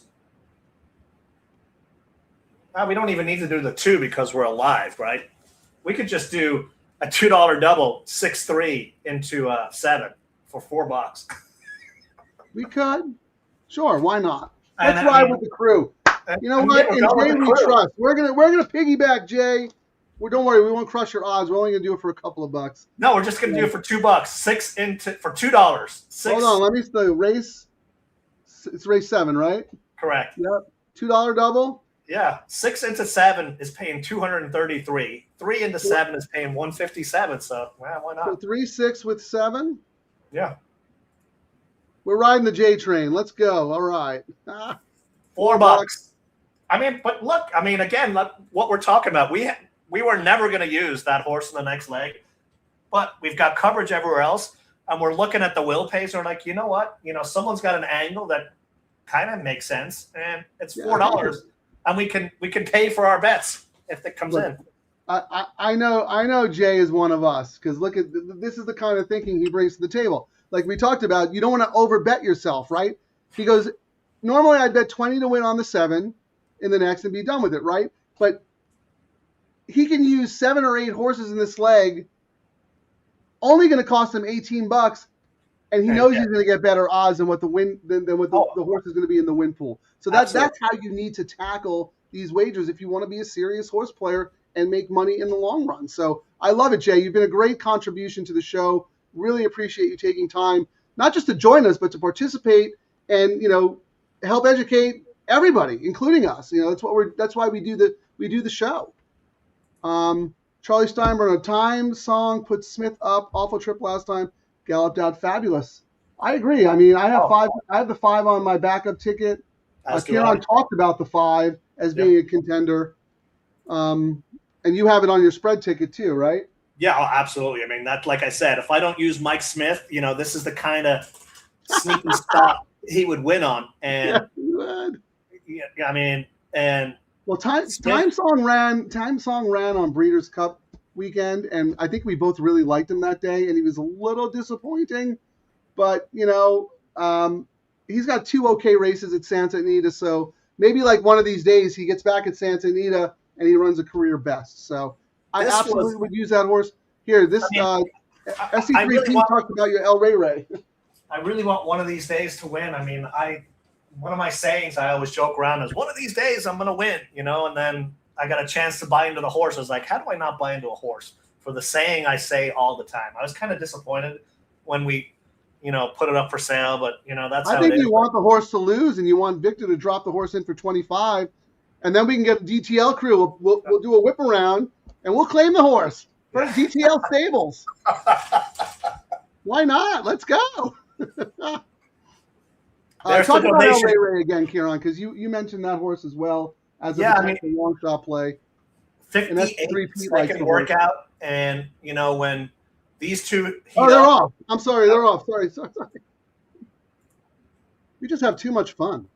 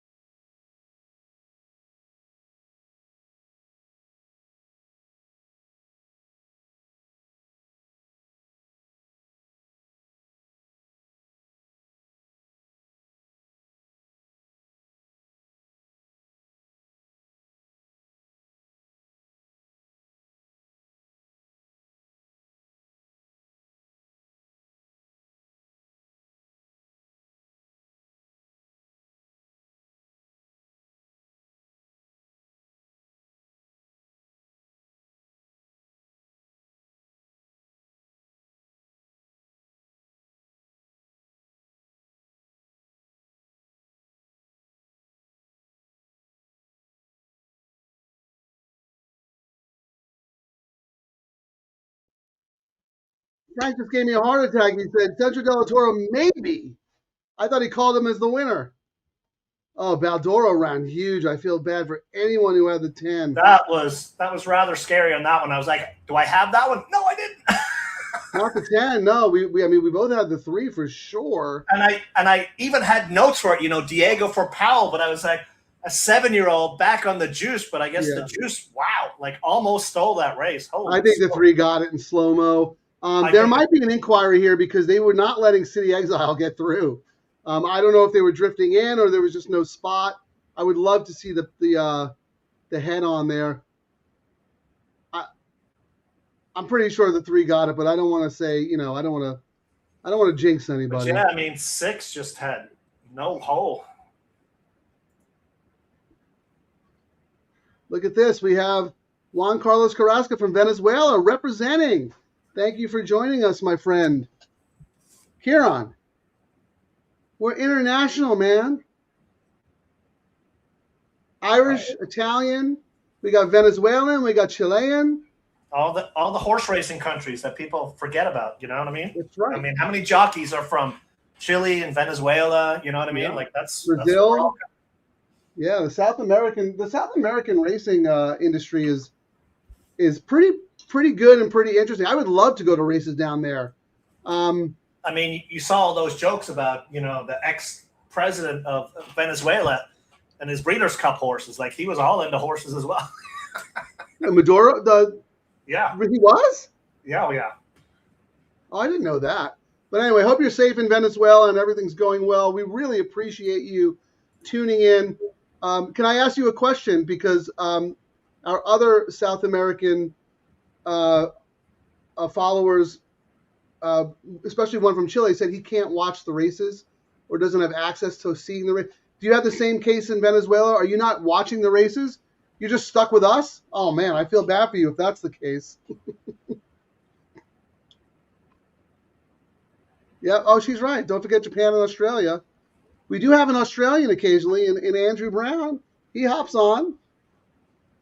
There you go. Good call there, Terry. In Hong Kong, too. Man, they're taking a while to put this photo up. And there's got to be an inquiry. They don't say it. They're just saying waiting for the photo. So I don't know what they're doing. They're calling around. What do you think? Who won? It's funny. Miramari, when he said the horse, I was like, yes. And then he said maybe. He never says maybe. He has such a good eye. It's not even funny. 3. Yeah, I thought it was a 3 too. But it's got to be closer than we all thought. So how about that? Leonard Powell finished 2nd and 3rd. Thank goodness the Mullins came through because we're alive to everything now. Rispoli just that horse will be 3 to 5 next race. That was a horrible spot for him, unfortunately. Well, we get out of the leg by just barely. So who are you alive? They don't, Ciaran. They don't ask the winning margin when they're giving you your hundreds. What? So who are you alive to now on the all turf? How many horses? Oh, you're just alive. Are you alive to more than just 6, or do you have? No, multiple? I'm just single to the 6. I'm actually can't remember. But Ciaran, that was a Hail Mary pivot play. Oh yeah.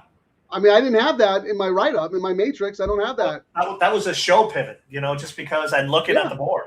Well, that's what I'm saying. So in my matrix write-up, I tell everybody, please watch the show because these bets are subject to change. Yeah, my all turf. I mean, I'm okay with it. I'm alive to my top 2 choices on that. And the 10 and the 8, right? Yeah, but at least on my pick 3 now, I'm alive with my single to the chalk here. My pick 3 ticket is alive to some prices as well in the next. So I've got a little bit of coverage now. I can possibly do different stuff. So you have the only ticket you're alive to is that middle one, right? Middle one on both of them. And on the pick 3, I've got my single in this leg as the 2, but then I've got 2 long shots in the last leg. On my all turf, I'm just alive to my top 2 choices in the last leg on the all turf, the 8-10. All right. So let me just, real quick. This is good because now we got to figure out what our double strategy is going to be, right? So yes. Let me show what I'm alive to. As Ciaran mentioned, see that last one at the bottom? The very last one I list there, that was originally just 8 with 3, 6 with 6. Then during the show, I bet the 9 because that's what the show's about, right? So I am lucky to be alive there. I'm going to put mine back up, Frank. We can actually both hit that late one because we can't. I can hit my pick 3 if I single here. Yeah, so I'm only 10-8 on the all turf. You win or I win with my 10-8 and your 6 on the tickets. Okay, but yeah, now let's look at the pick 3. So the 3-1, right? So I'm alive on that first ticket to the 6-8 to the 2 with the 6-8. I'm alive the 1-6 to the 6-8. I'm alive 2 with the 3-4-5. And that's it. So I am kind of spready too, but we're in that last leg, we're using different horses. I'm 3, 4, 5, 6, 8, and you are, I don't have that 10. Who is that 10? Let me see that 10. Oh yeah, I looked long and hard at that horse. She could absolutely, I mean. We talked earlier. That was the Paula horse. Yeah. I was worried about the post. I was worried about the double layoff lines. But it would not shock me if that horse won. But here's the thing, Ciaran. We are now in the late double part of the program. Yes. We can look at probables and see if.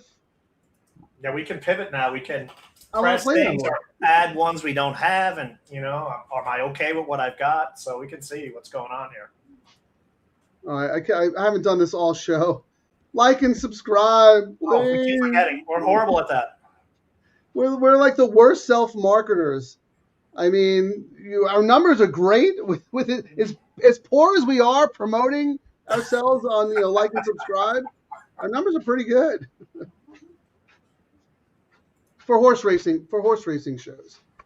Also, Frank, we've got the the will pays aren't up yet. We got to wait a little bit longer. They'll probably come up a little bit now. I was on the all turf is what I was saying. I guess we got a few more minutes to wait on that. But hey, let's see what we're looking at here. So on this one, 2 to 5. You said 3 to 5, so I'm not surprised with these prices. You? I'm not surprised. No, we said that. Let's look at the will pays. What is that horse playing in the double? So in the double, the 2 is paying $9.60. That's a while since we've seen sub $10. And then it starts jumping. The 6 is $6.43. The 1 is $74. I'm actually shocked. Oh, the 6. I mean, I thought about betting the 6 just because I live next to Alpine, but I was like, that's not enough of a reason. This is supposed to be a high-level gambling show. Please do not tell people to bet a horse just because you live near Alpine. Remember no, when but we it works do the for you. seminars, we go, Luck of the Irish. remember when we do the seminars, we go, hey, when all else fails, bet names. And, the amount of times, like my story when I used to do the seminar, when I went in for you was there was a horse named I'm Sexy, and the wife said, bet that one. And I was like, I'm not betting that horse. She's like, bet it. So I was like, all right, whatever. $2 a show. Horse ended up winning at like 40 or 50 to 1. She's counting her money. I'm like, sorry, honey, here's your $12. When a woman tells you to do that, you do it, because women's intuition is so much better than our unevolved brains. They're at a much higher level than us. They feel the vibrations, so they're women's intuition. But look at this, Mike Whalen. Thank you. He just liked and subscribed just for me. Thank you. I appreciate that, Mike. Thank you, Mike. The pick 3, Frank. The 2 is paying $27.70. I think this is one of the lowest ones we've seen, and that's saying something when we've had some monster, Bafferts and whatnot, on the show. This is one of the lowest ones we've seen, at least for our sequence. So that is a dominant. But it's not a surprise, right, Ciaran? No, not at all. Like this is, we even said it. Like this is probably one of the most logical singles in a sequence we've seen in a long time. But at the same time, it's a little scary that we're saying that, because these are 8-dime claimers. They can go in and out of form like that. You know what I mean? But at it's least not like it's a reliable allowance horse. So it is a little scary in that regard. But I mean, all things point to this horse crushing this field. And especially for this trainer, this is his kind of move. You know what I mean? Some other guys drop into the 8K, but I mean, this horse almost won at Del Mar for 5K. Then they jumped up to 16K. I mean, the horse wasn't embarrassed, and then down to this 8K, take the horse, get paid. And I mean, the pool, like 18, 4 years and up. Yeah, it's just. Plus, also, I mean, like I said, I don't want to feel like I'm being lazy or stubborn, but there's most horses in here are unproven at around 2 turns. It's like, or coming out of sprints at Los Al, just very, very tricky. Let's look at Jay's 7 here. He had a good comment. $4 double. Yeah, he's alive in the all turf pick 3, 2 times to the. Oh, he's got nice coverage in the next leg, the nightcap. Yeah, the 6. Yeah, let's look at the 7. Did the 7 take any sneaky money in the wheel pays at all? It is it's the second most highest. The 5 is paying in the pick 3 $560. The 7 is paying $352. And the double, the 7 is paying $133. I mean, it's no money. Yeah. Now I will say, going into the next leg, Frank. Let's start doing that. The 2 into the 6 is $29. The money started coming in. 2 into the 8 is $51. 2 into the 10 is $47. So early money, your 6 is looking pretty good. Yeah, I have 3, 4, 5, 6, 8 in various combinations.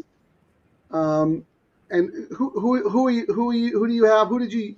Not necessarily that you're alive to, but who did you use in the last? All the horses that you used, because I want to write that down. Because all the horses I used were 10, 8, 6, 12 in that order. 6, 12. So we both have the 8 and 6. So I don't have the 10 or the 12. So I might look at actual saber doubles to those horses, because if you end up hitting the pick 3 and I get whacked, I at least want to have the double, so I don't have to have you lording, your King Ciaran over me until tomorrow. So can you do an exercise for me? Yeah, because you look at the 2 to the 10, 12 in the next, the double. 2 to the 10 is $49. 2 to the 12 is $159. That's good. I can just come back and play doubles to the ones that I don't have. Yeah, and because I'm going to probably stick with my bets that I put up earlier. And one of my saber bets was the 2 to the 6, that I didn't have on my pick 3s. 2 to the 6 right now is paying $30. I'll have it 3 times. That's only $90. I might have to make it 4 times. Yeah, that's what I'm working on now. 2 with 10, and that's. Sorry, I'm just I'm putting my late double up this one anyway, so I don't forget. And then $10. So my big bet in this one was 2 into the 10 is $49. I was going to do that 6 times. I'm happy with that. I mean, the 8 and the 10 are both paying $49. Frank. Wait, you're doing it 6 times? Yeah, I'm doing it 6 times. I'm going to do it 7 times. So I'm doing a $30 double, 2 and 8, 10. So that's 6 times. I mean, I'm happy with 290. And then I've got a $5 saver double, 1, 2 with 12. So 1 with the 12 is 713. 2 with the 12 is 159. So I'm okay with that plan that I had. And then I was planning on doing a $10 double, 1 with 8, that's 288, and 1 with 10, 296. So my $120 in bet, I don't think I'm going to change much unless we see some money flow. I like the bets that I planned out earlier. Right, okay. I don't know why I'm having a math brain freeze here. $35 double 210 just cost $35, right? Correct, Frank. That was what you $10 know what it was? double 212 just cost 10, right? Yeah, the other day when you were like saying, Ciaran, your math's wrong. I'm like, Frank, you're trying to throw the bet in, like the $5. And how do I throw the 5 in there? It's so funny. If I have like a little brain lock on something, I'm stuck. So I'm like staring at this and I'm going, there you go. So here's my saver double. I'm doing it 1 extra time. Right? You have it for $30? Maybe. And then 212. Because I don't have the 10 or the 12 in my pick threes. I have a lot of other horses, and we have some of the same, but those are 2 of your horses who I don't have. So I don't want to get beat by them. No, that's why we do the show. I actually sometimes, I give you a lot of guff. Sometimes I actually do respect your opinion. Sometimes. And I actually my saver bet. I mean, I had the 6 on other tickets. If Rispoli was able to get out in the last leg, I'd have options. So my original can you plan put up what you have, because I don't see anything. My original plan was to. And we got to do a community. Yeah, because my original plan was I was only going to do a $15 double.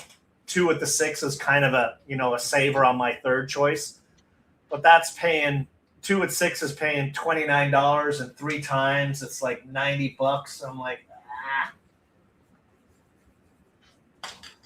Why did you like the 6, Frank? Talk me onto the 6. I mean, I made it a third choice in that next leg. What is it that made that be the horse that you were going through?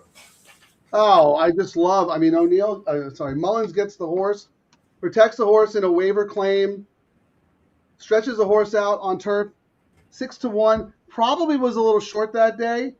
He goes, oh man, my plan was to protect once at 50 and then run for 50. He says, no, I like what I saw. I get to protect her again. And if I win that, now I'm eligible for starters. I can keep her in the barn. I think that was a good race. And I will say, I think one of the reasons I made it the third choice was until today, Barrios and Mullins were 0 for 9, but I think they won was it 2 today? At least one, not 2 back. They won that one. So the horse who was won Central del Antro or whatever. Yeah. So I don't know if they had one earlier, but they've at least busted that non-win streak. And what else did I say? I mean, this trainer's 30% second-time Lasix for a profit. And we talk about, it's one thing when they do well, but you want them to do well and actually be profitable when they do it. Plus, I mean, Mullins is just on fire. I mean, he's having a great meet. I actually was going to – I mean, I do have that horse singled on some tickets. I wasn't going to use anybody else, but I ended up also wanting to have some action on the O'Neill horse that you talked about, because I think we both see the same sneaky things in that horse. Well, we can put up two as well. I was messaging Scotty, so he said we could use their AI. So how about I throw up Equine Edge's AI for that last race, because I've been kind of playing around with that a little to add something new. So let me find that here. Let's share the screen here. Yeah, while you're doing that, I want to look at the imputed odds real quick in the last. Winika 3-1, Angelica Bay almost 6-1. Your 10 is second choice in the double. So funny, my 6 is not as much of a favorite as I was expecting her to be, but she is the favorite. And then it's Ciaran's horse, the 10, and then our horse, the 8, Angelica Bay. Okay, what do you got here? Let me hide my thing here. Hold on. This is our thing, and I mean, you can, based on our AI, you can, you get the start. They'll tell you first call, second call, third. I usually just skip to the end, and then I'll go back and look. But they have the 6 slightly winning. 6, 8, 9, 10. I mean, it's pretty, pretty close there. Now, for the 6, they've got the morning line, and then they come up with their own, proprietary, whatever it is. Yeah. So they think the morning line is pretty legit there. Well, let me ask you this real quick, Ciaran, though. I mean, you came up with the 6, 8, 10 on your own research, Correct. And then you use this kind of as a complementary tool to kind of back up your opinion or maybe put you on a horse that you may have ignored, right? Yes. I mean, I use that. I use Race Lens too. I have a plan for the race, and then if it's vastly different than what I come up with, it makes me go, what am I missing here? Do I need to look? Am I got blinders on? Am I looking at something too closely here? Yeah. That's how I use optics as well. I do my own work because that's what I'm used to. Like I always say, if this were 20 years earlier, I would probably just use optics exclusively. But because I actually enjoy the process, and I have my thing with the racing form, I start there, and then I use optics as a complement to that. So we have very similar approaches. We just use different products. And then I like looking at their little thing here where it compares the morning lines. And for example, I tossed the number 4. I put it on there, and I think my notes for the number 4. What did I say on my notes? Hang on. What did I say for 4? Number 4, Ghostess. Up in class, jockeys 0 for 16 for the trainer. So I was like, yeah, I'll pass on that. You know what I mean? And when I look at this one, they kind of agreed the odds were going to go up. But looking at this 12 here, the 12 actually has a chance here. I mean, they've got your 6 at 21%, Frank. They've got my 8 at 11, my 10 at 15, and the 12, again, is the sneaky one. They have the morning line being incorrect. So I like seeing that. That's a validation to me thinking, hey, maybe this one's better than we all thought. That's why I am using the 12 in a double saver. I actually have the 10 is an X and the 12 is an X in my matrix. But I tell people you have to watch the show. We need real-time info to inform our wagering strategies. And then something I started using this week, I did like their seminar the other day, Frank. And, to get an idea, Scotty did like a live thing where he walks through the product. But they have an interesting thing here that we might be able to use in the next leg, a ticket generator. And you can when we get to the last leg, we can look at it. But you can blow out horses and give it, just a night versus us. Why don't we do it now for the late double? Why don't we do an exercise for the late double for fun? Let's try it for the community ticket. All right. Daily double. What do we want to spend? What's our budget? I don't know. $20 or $50 or what? What do you want to do? $50. All right, $50. All right. So you could just do one, caveman. It'll come up with something here. Yeah, you're like, $48. But we're going to go over here and we're going to modify it. So we think the 2 is a lock in first place, correct? Yeah. My B's are the 1 and the 6. I don't know if they allow you to do A's and B's and stuff. Let me start a new wager. So daily double, 50. I've only played around with it once, but when I played around with it the other day, I didn't like 2 favorites. It would have been probably pretty good for that first leg, and I ended up doing a $1 trifecta, I think, at Aqueduct by tossing a couple of favorites, and it paid $130. You got to change the denomination there. It's a $5 bet. Yep. All right, and generate ticket. So they're doing that. So which horse do we think? What horse do we want to blow out of this leg, Frank? Which horse do we say has no chance? I have the 2 as a strong A, and then I have the 1 and the 6 as like lukewarm B's.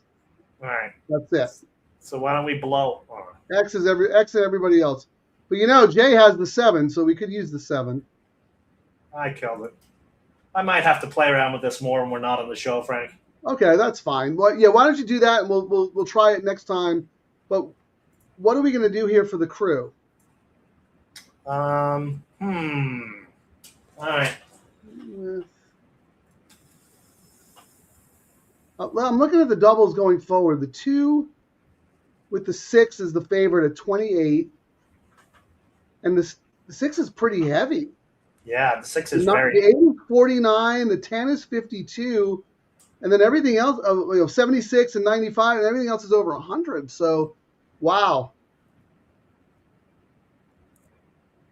I don't know. I mean, I don't know either. And I mean, I'm like, your 6 was my third choice. I mean, but Mullins is hot, but I'm kind of hoping so that I can actually win my all turf that Mullins got his race for the day. hey, when you win one, you win two. Yeah. So how much time do we have here? We got 4 Only minutes. 4 minutes. I do want to just see who people have real quick here. Let me roll through. I'm sorry, Tippy. That was a tough beat for Stacks. Mike Whalen, subscribe. Jeff, thanks for joining us. He's still, I don't know if the Patriot game is over, but yeah, we can be snobs. That's true. But I actually like the low sal horses, but I like to see a fast time, and I don't really like to see them going a mile. But that's just me. But I'm not a snob about it. Payouts for the 7 are big, yeah. Coast to Coast is a carryover. We might have to look at that. Kimmy the Kid in the house. Charlie, here we go. Ciaran, $5 daily double, 1, 2, 7, and then spread. Watch out for the 3 and the 7 in the next leg, I think. Equine Edge is a 29.0. There you go. Look at that. Expires January 31st. Okay. Oh, yeah. Actually, they gave me that. I meant to put it up. Sorry, my bad. Hang on, I'll find it. I'll find it here somewhere. I had it. We got to do something for the DTL. So why don't we just do... Yeah, I got it here. They gave me this. I'll screenshot it for us, Frank. They did actually. They had a share screen right here. Yep, and you get to try it for $29, and then it's $49. I mean, I'm paying $100 a month for it. So if I'm paying $100 or something, I'm finding value, if that makes anything. And it usually only takes, the way I look at it when I pay this stuff, one bet pays for a month, and I get more than one bet's worth out of it, if that makes sense. Here, we got someone else from Venezuela. How about that? Hey, Frank, so what do you think about just doing a saver bet and not spending a lot of money today when we just use the 7 with our 3 horses in the next leg? I think let's do that. Let's support Jay. The pays are so good, we don't need to spend a whole lot of money hedging because we have it other ways today. Yeah, the reason this is tricky for us, Ciaran, is because we're alive on all of our tickets to horses that we really like. So we don't want to bet money on horses we don't. But I like Jay's case. So let's play the 7 to, what did we say, the 6, 8, and who else? 6, 8, 10, and we'll throw in the 12 as well because it really pays stacks. So spending $20 versus what we usually spend, which is okay. We get True.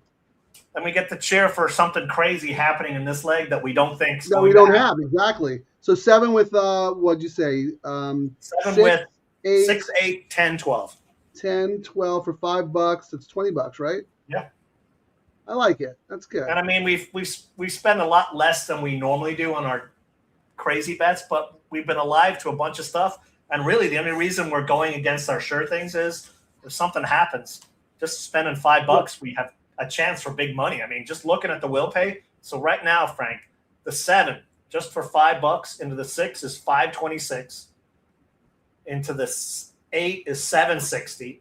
Into the 10 is $647, and the 12, $1263. So if there's some craziness here, we're going to be going, wow. Well, I want to ask you a question real quick because we've been talking about a lot of different things. You said that you had that the 6 is your third choice. Are you pivoting at all? Are you going to put more money on any combinations with the 6? Or are you fine where you are? I did a $15. So what's it paying right now? So right now the 2 into the 6 is paying $31. I would have it 3 times, so you $90 okay. bucks. Okay. That's kind of lame. It is lame, but I'm debating whether I not do it at all. But I don't want to. I want to cheer for you and have a piece of it as well. And Yeah, you don't want to overspend on a horse that was your third choice, right? I don't want to overspend. And you know what? If I get blown out on all of my tickets, I spent 130 on my double, and I made $90 back. So I still get to collect some money and fire away tomorrow. So we got tomorrow. They're loading. Yeah, we have a show tomorrow, by the way. And as Terry says, like, subscribe, invite friends. We welcome all at the DTL. Absolutely. We like to gamble. We like to drink. We like to have fun. We love the horses. That's what we're all about. Some people just watch us for the entertainment. It's like the Abbott and Costello of the 21st century, man. Yeah, I mean, you guys just tuning in. This is what Frank put up while we wait for the...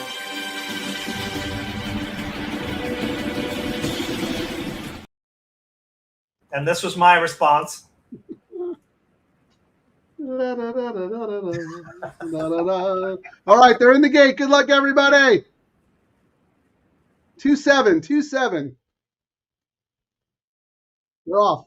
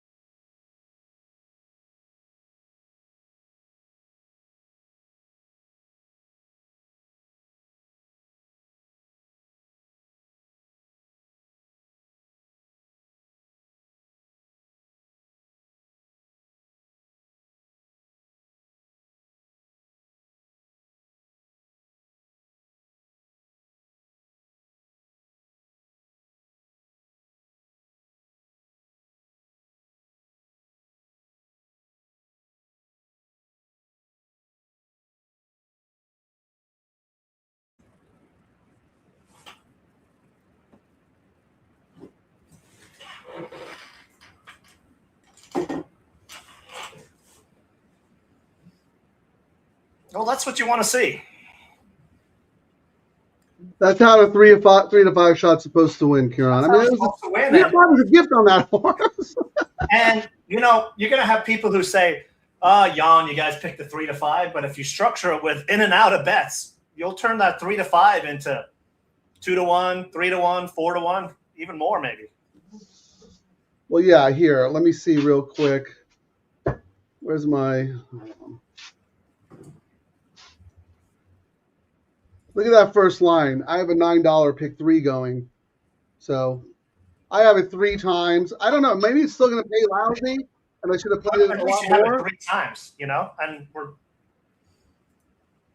What did we say, Ciaran? We said it was pretty formful? Correct. So we played it that way, but we also have some tickets where we use some price horses as well. So correct. So let's look at what you have in the late... So I made it out of here on my pick 3, and that's the ticket I wanted to get out with. So now I've got, you know, the four horses now alive in the next leg. I got 10, 8, and your 12. So that's your 12. That's not my 12. No, well, we've got. Oh, we didn't do it the community one, but no, I ended up using the 12 in the double, 10 and 12 in the double because of you. Correct. So because I have a ticket with 3, 4, 5, 6, 8. No, what I'm saying is, if my horses win that you didn't have in the last leg because of the pivot, you're going to win. Correct. And if your horse wins that I pivoted on, I'm going to win as well because I've got a different way. So, I mean, that's the beauty of stacking up these bets and, you know, using the information and, you know. So here, Ciaran, to your point, here's what I did with the double. There's so much information out there. You know, you can get Frank's right up for every race day, you know, and then I'm doing the all turf for free there too. So even when we're not doing the show, you can look at, and Frank likes 1, 2, 3, and I like 3, 4, 5, and you go, all right, well, I kind of like each of them. And I love Ciaran so much because we're both so brutally honest with each other about our handicapping and our betting and our work. When we went to the SDSU basketball game, we were talking about the matrix, and he goes, "Yeah, Frank, here he is, number 9, global consort. You write about 1,000 words, grade X."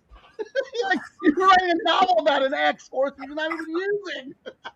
Yep. And I was like, you know what? You're so right, because I feel like I have to make such a strong case against the horse because I'm Xing the horse. So I end up writing more about the X's than I do about the A's. Yeah, I mean, I will say the example on today's, Frank, where did I put my write-up here? So like the example on this one for today, it even made it onto my sheet. And I talk about like when I do, you know, a write-up, I'll show you right here. So I'll just share my screen to give you an idea what you know what I mean, when I'm looking at, so you can make sense. Like right definitely. here.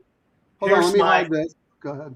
So there's my write-up here. So, you know, down on the bottom, I go through, you know, and I have the ones, and sometimes when I look at this, I'm like, well, I thought enough of the horse to write about it. You know what I mean? So that when it comes to the day, you know, the actual race, I'll go, well, you know, I'm trying to find other things. Maybe I'm doing an exotic bet, but I tossed the 4 because I was looking. I was like, this jockey is 0 for 16. So, I mean, that was kind of, but when you would write about that, Frank, you would probably come to the same conclusion where you weren't using the 4, but there'd be like 14 lines of writing. Yeah, exactly. In 4,000 words. And you're right, Ciaran. It's just so right. I think to myself, every time I sit down to write, I was like, I'm going to keep it lean and mean, lean and mean, lean and mean.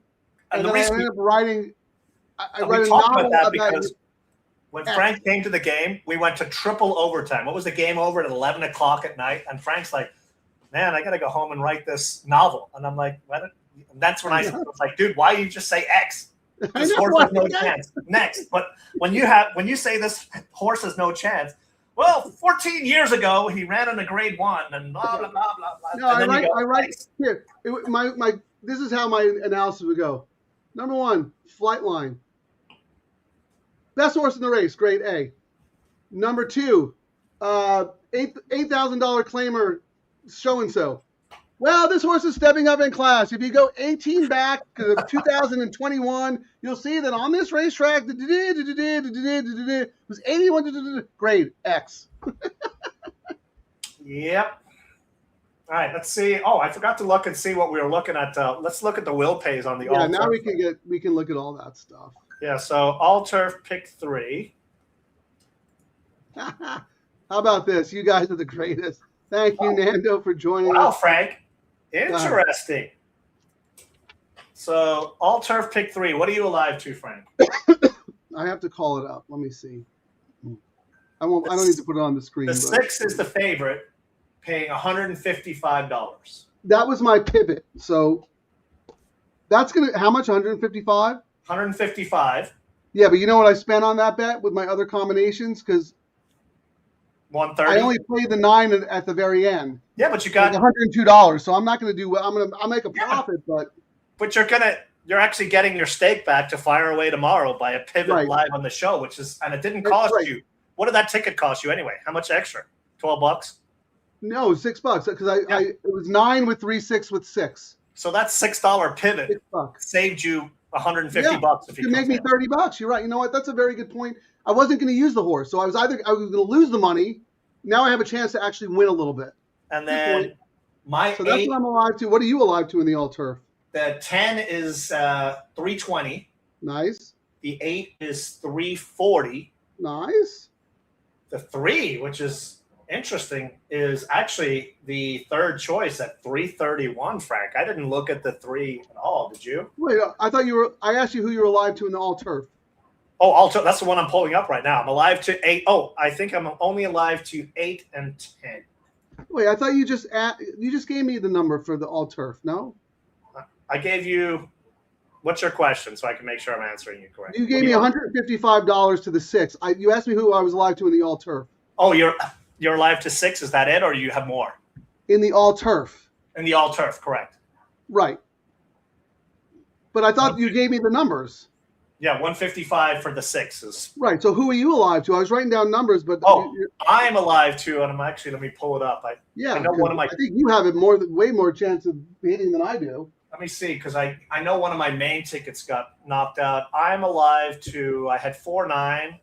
6 went down, so I'm alive 4-9. I'm just alive to the 10-8 on my altar. Okay, and they're paying 320 and 340. Correct. 340 and 320. Yeah, those are really good. Okay, so now let's move to the late pick 3, right? Correct. Let me go there. I am alive to 3 times to the 6 and the 8. I am alive.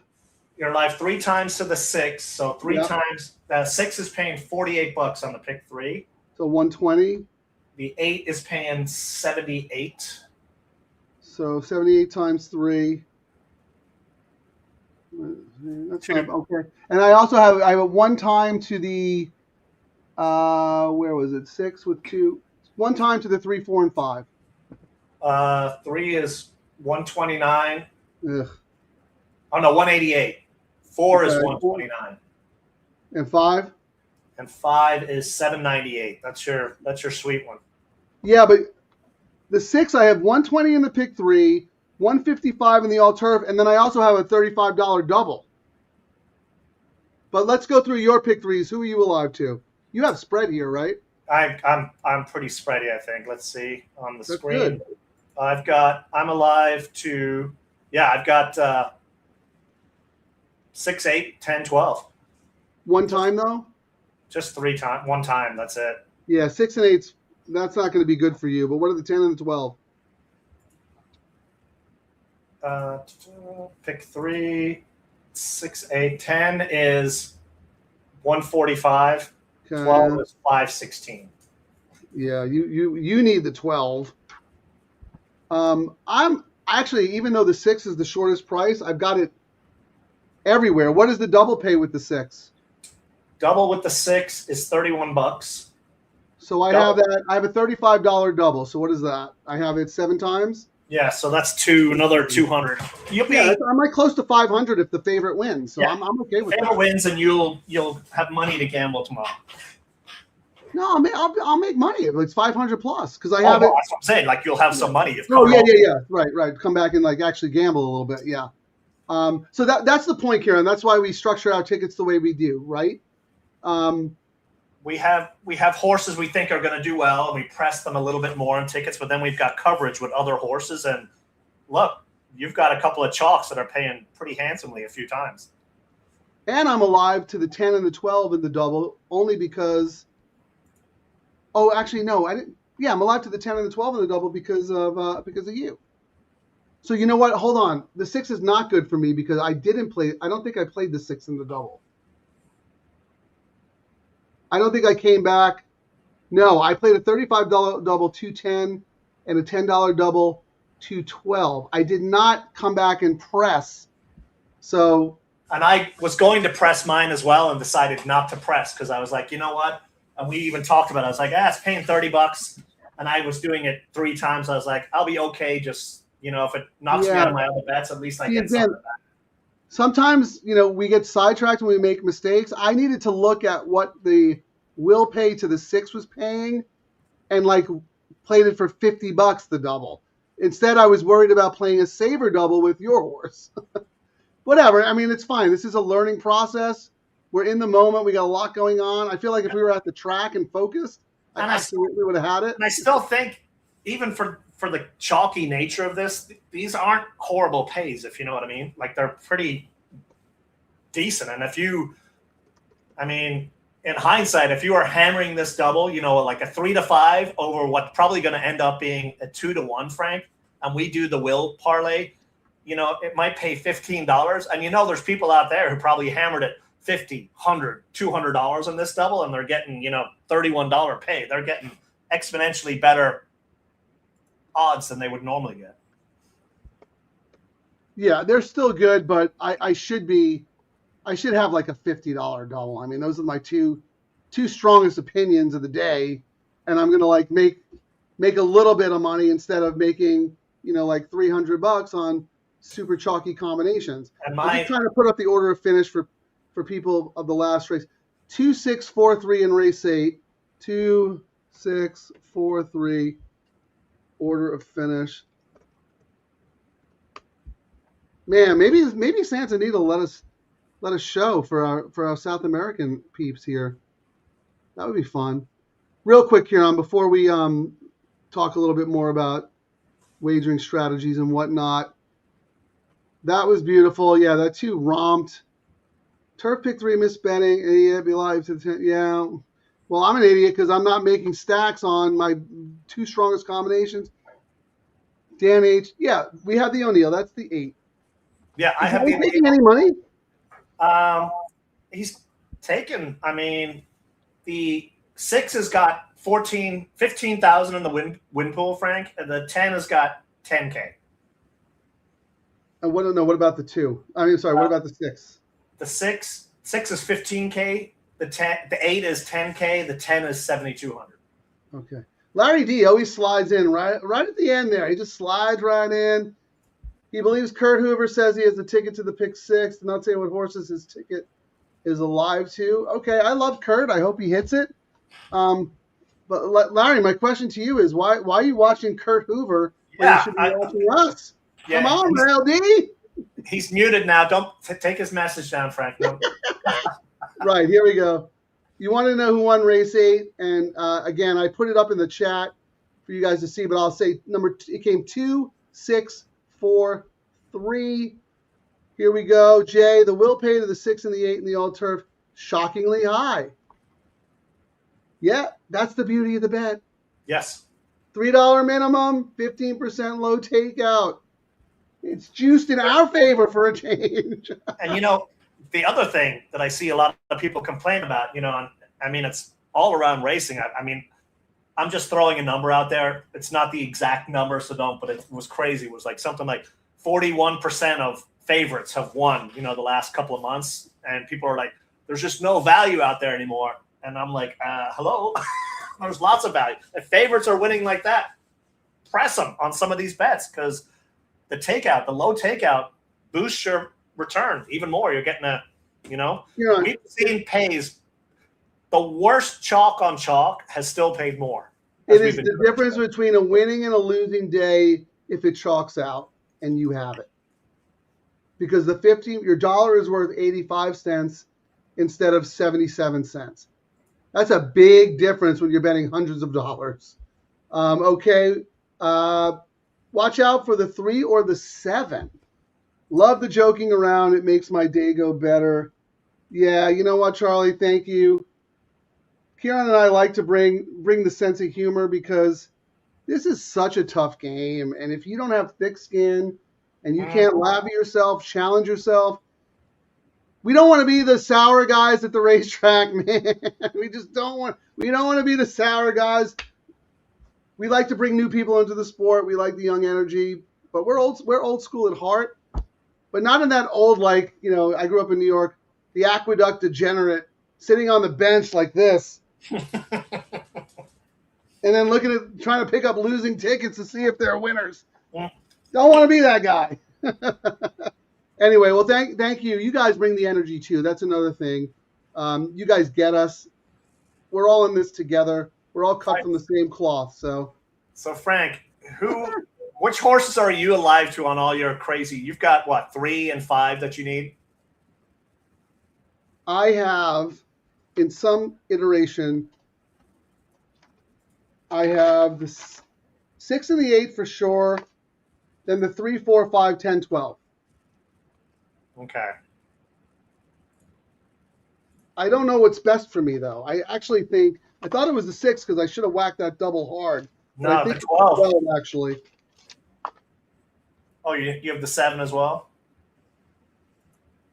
No, I didn't say the 7. Oh, so you 12, 6, 8, 3 is what 3, 4, 5, 6, 8, 10, 12. Okay.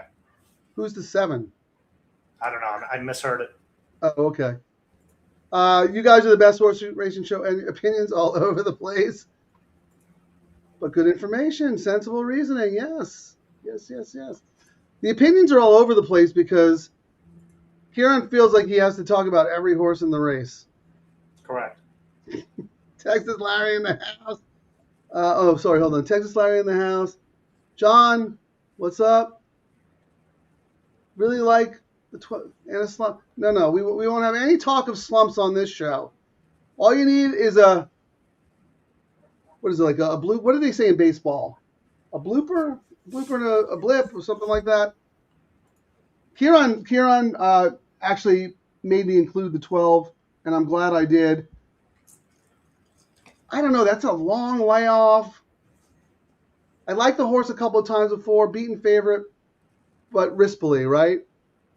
McCarthy and Rispoli. It's you got. Yeah, my thing with this one when I looked at it, I always Rispoli's on fire, but he's strangely enough not been winning for his guy McCarthy. You know what I mean? They usually were winning everything under the sun, but this is his first time on this McCarthy horse, which is.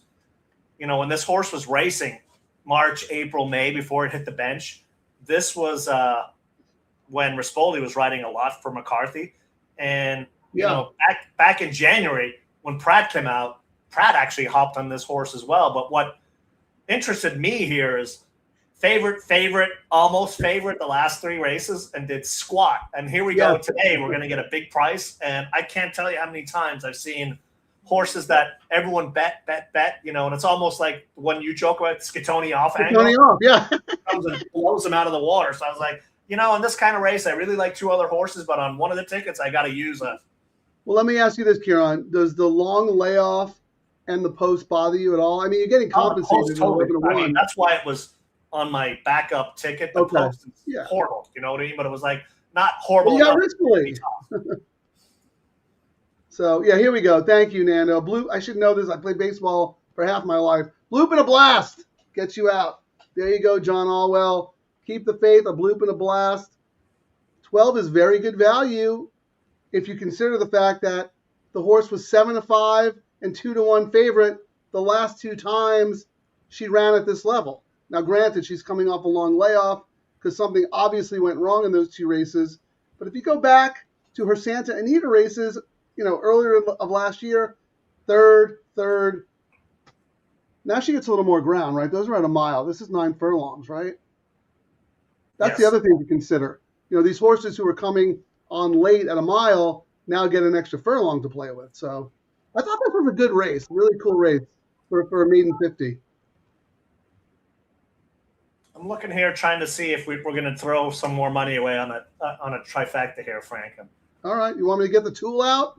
You can get the yes, tool Terry, out. we're doing a show tomorrow, just FYI. Monday holiday racing at Santa Anita. We will be on again for the all-turf, probably around 2:10 again. And one more, really, speaking of Kurt Hoover, FanDuel app has been crashing for weeks now. Not surprised. Not surprised at all. This industry just can't get out of the way of itself.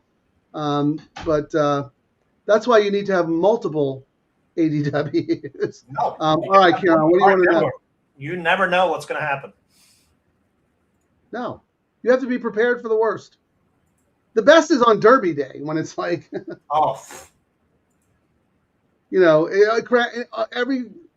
I don't want to get into it. Anyway, Ciaran, what would you like to know?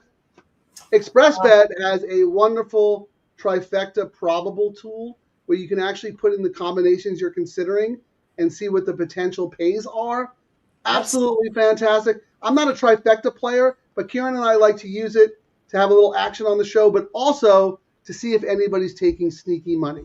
So what do you got, Ciaran? Let's try 12 over 6, 8, 10. Okay. 12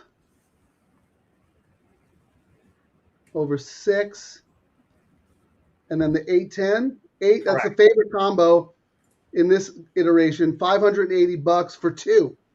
Wow. Oh, this so is that's half that, $250. So that's not too shabby. And then what was the other one? The 10, 12? Yes. 10 is I'll just give you the dollar pay. $300 for $1, and then the 12. The 12 is on top. So 12, 6, 8, 579, half that, and 12, 6, 10, half of 636, so $300. All right, Those are good. because I'm going to share the screen. I've been trying to play around with that Equine Edge ticket generator to see what we could do with the budget. Go ahead, man. That's why we do the show. So I was doing this right here. So if we did 6, 8, 10, 12 on first with 3, 8, 10. I see. I don't have your 6. Your 6 has to win. I got to put the 6 in somewhere. Generate ticket. Oh, 35. Numero 6, the 6. Your 6 either wins or comes in third is what I was thinking. So we got 6, 8, 10, 12. Oh, wait, hold on. Why? that is ridiculous. That's such a ridiculous thing to say. Because if it can win or finish third, you're telling me it's not going to finish second? Can't finish second? You know why? The logic is if I put it in second too, the ticket gets too crazy. You don't have to use my 6. Just don't use the community funds to place this bet. All right. Actually, you know what I'm going to do? I should modify it. So, what are you trying to do here? Let me see. I'm trying to spread around and. So wait, can you start over because I'm trying to blow up my screen so I could see it better. So you put in how much you want to spend, right? Correct. So I upped it to $40 now, and now where did those selections come from? Did you pick those or did the computer I just put them in? Yeah, I had to generate a ticket, and then I went through and blasted out some and said, yeah, we're not using that one. You know what I mean? You see the X's here? Like I'm not using 5, 7, 9. Okay, you know what I mean? So you're Xing out horses you don't want to use, and you're checking horses you want to use in each position. Correct. So and then it generates a ticket for you based on your budget. Correct. So okay. That's cool. I'm saying in the first leg, I'm going 6, 8, 10, 12, in first position.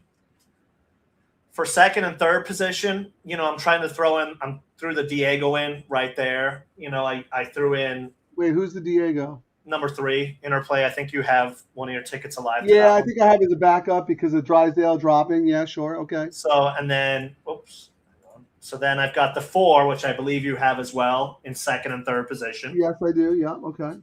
I've said, because for me, the 6 was a third choice. So he either wins and knocks me out or he comes in third. So I mixed him out of second place, but we can modify it. You know what I would do? I would just either put him to win or off the board. Because if he hits the board, he's not going to pay that much anyway, right? All right.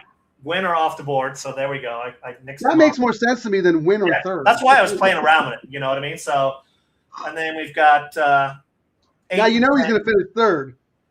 Probably. And you're going to hit the ticket, but not hit the ticket. Or the 12 is going to be second or third on this. And you're going to go, Scatoni, I had it. You talked me off using him in third. So what do you think of this ticket? Or do we get more structured? I'm just playing around with it. It's just something I've not seen before. We've got 3 minutes, so. Well, let me go back to the race simulator so you can see. You're saying the 6 or 12 has to win. They're not going to finish second or third. Yes, that's what our ticket is essentially saying. Yeah, I don't know. I don't know how I feel about that. Why don't we not do it? We'll take a screenshot of it. Just, I want $40, Ciaran. Just do it. Just do it. What I like to do, $40, just do it because if it hits, we're gonna drive ourselves nuts. Nah, because my thinking is like when we first started the show and we were doing the all turf early, my all turfs were kind of cheap because I was like, I want to see what it's paying. You know what I mean? So this is my first time looking at this and playing around with it. So I see. So now that you're spending more on those, you don't have the discretionary action income, funds to do. Yeah, I'm fine. I'm totally fine skipping the trifecta. But I'm going to take a note of it and see what it pays. And it's one of those things I like to, when I'm thinking of doing a bet, I like to see what it pays for a while and then go, you know what? Right. I'm okay actually spending $40 on a trifecta like this in the last right because it routinely pays more than X amount. So correct. Here, let's do this exercise because I don't think we've ever done this before. Give me the top 3 choices and I'll put that in the trifecta. So who's the favorite here? The 6 probably, right?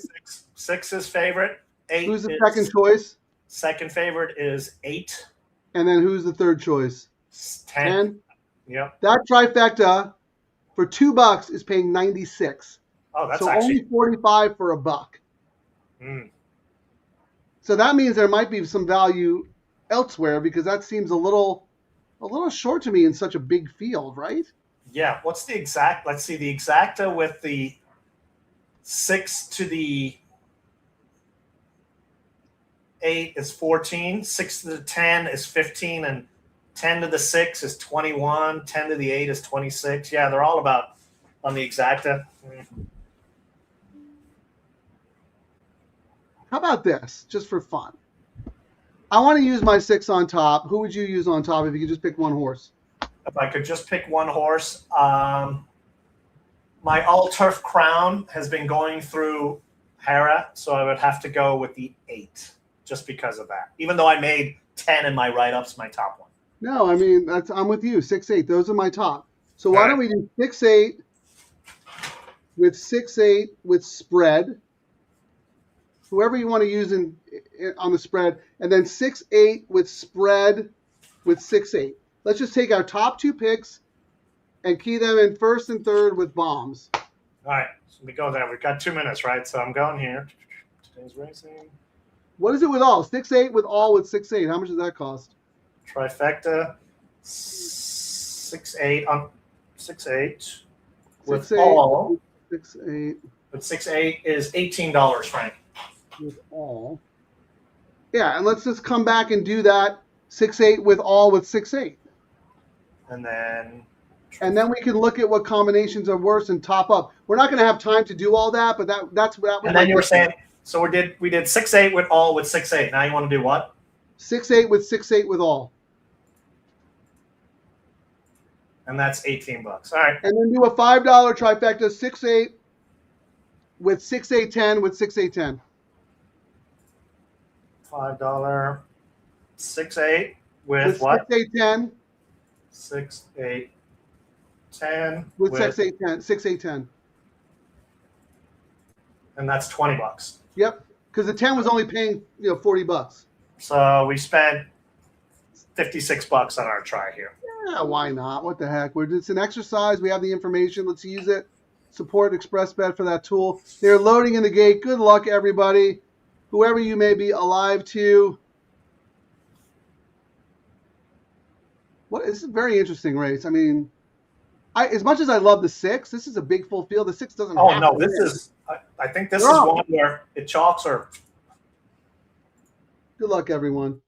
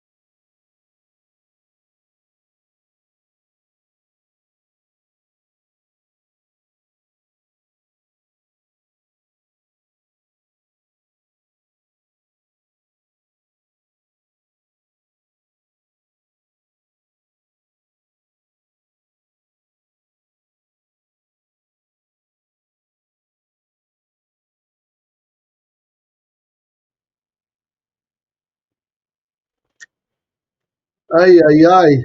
Wow, I thought 8 was gonna smoke them, and then nothing after the turn. Wow. That's like the 5th time in the show we got whacked in the last leg and ran 2nd and 3rd. Yeah. I really considered this horse, but I went back to the October race, tried to wire them at this distance, and got caught. So off the layoff. I don't know. Do you have anything?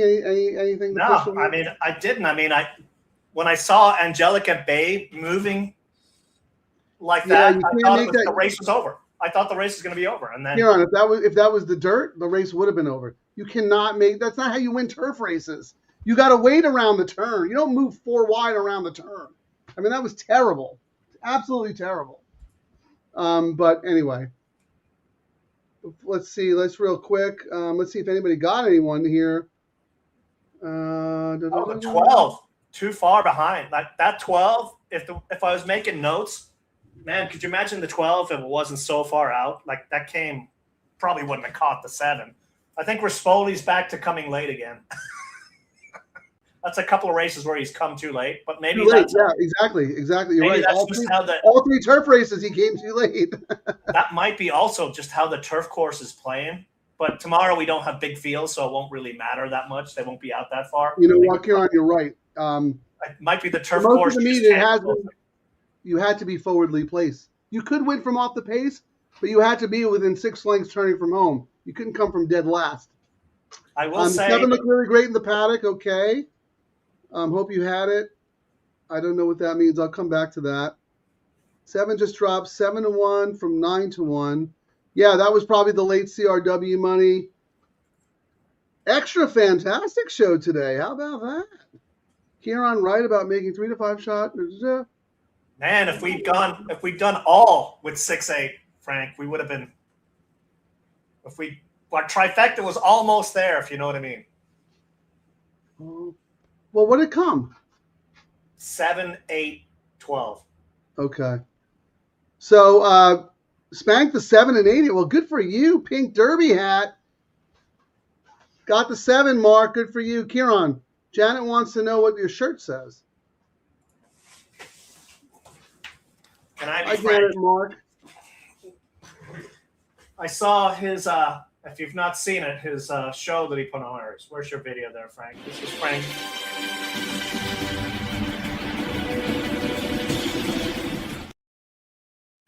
Yeah, enough Here of at that. FOMO, we did a show on Thursday.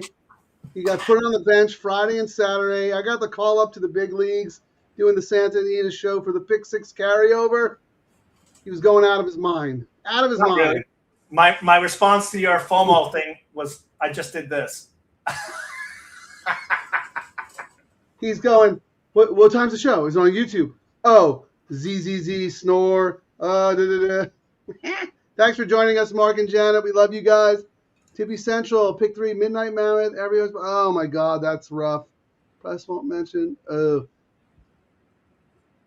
Well, I hope I didn't talk you. We probably did talk you off Atomic Bomb. I'm not sure. I know I didn't have that horse that day. That's a rough one. Yeah, we already saw the shirt. Who won that race? Ciaran, read it again. It was 7, 8, 12. No, I don't think. 7, 8, 12. All right. And that. Jaramillo win. No, Jaramillo did not win. Jaramillo rode poorly in that race. That trifecta paid $4.92, Frank, for a buck. Yeah, that was pretty good. 7 definitely won. I'm waiting for it to become official. So, it is official here. I want to put up the order of finish, and then we'll do our usual recap. So,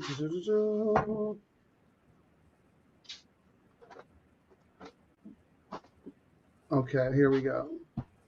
So, the winner, order of finish, like Ciaran said, 7, 8, 12, 10, 9. So, race 9, 7, 8, 12, 10, 9, order of finish.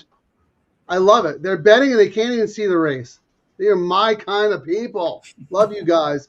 Yeah, Jay, good for you. Got the all-turf pick 3 2 times.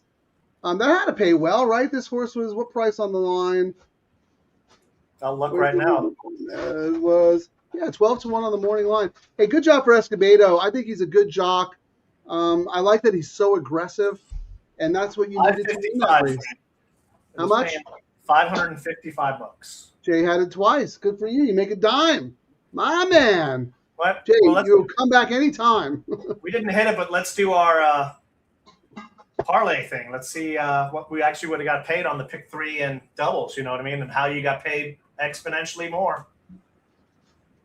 Real quick, though, I just want to say, Charlie, did you see this before the race? And if you like the way the 7 looked, did you end up betting it? Is that part of your strategy, your game? I'm not very good at that kind of stuff. I trust Tom Quigley when it comes to that. Never listen to Ciaran when it comes to that, because he'll talk you off a 1-5 Baffert who wins by a mile. You know what I'm talking about? I cannot argue. There's been so many of them, Frank, so I don't know which one you're referring to. I'm talking about the Los Al one. Was it Nevada Beach? I think it was Nevada Beach, actually. Yeah, but Tom agreed. I know, you said Quigley said it. Yeah, we both said it at the same time. We're like, okay.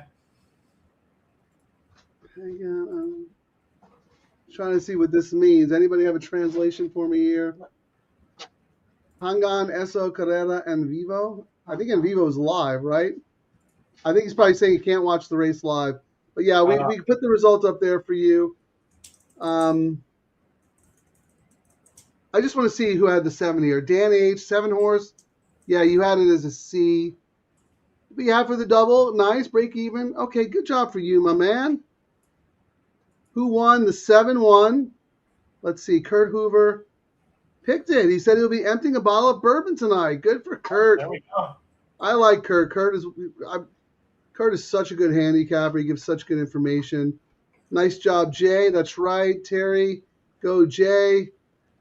Yeah, Adamio, it wasn't his best work in that race, but, you can't win them all. What are you going to do? But I would say, I saw the move, and I thought maybe he moved because he thought he had just so much force on him. Yeah, and you're right. That's not working on this turf course right now. No, you can't do it on this turf course. This is the first time he's riding out here, so he doesn't know that yet. But obviously, he's a super smart jockey. He'll figure it out. Look at Rispoli today. He's been coming from the clouds and timing it perfect, and he's missed coming late on some of his mounts today. So it's just the way the turf course is playing is what it looks like. But you're right, Ciaran. When that horse started to take off, Jaramillo was like, I can go 10 wide and still win, because it looked like he had a ton of horse. But anyway, you can't win. What does it say? Oh, okay. Call me Janet. Call me maybe. $50 Conto. Okay, I don't know what that means. I'm sorry, guys. I wish we had a translator on here.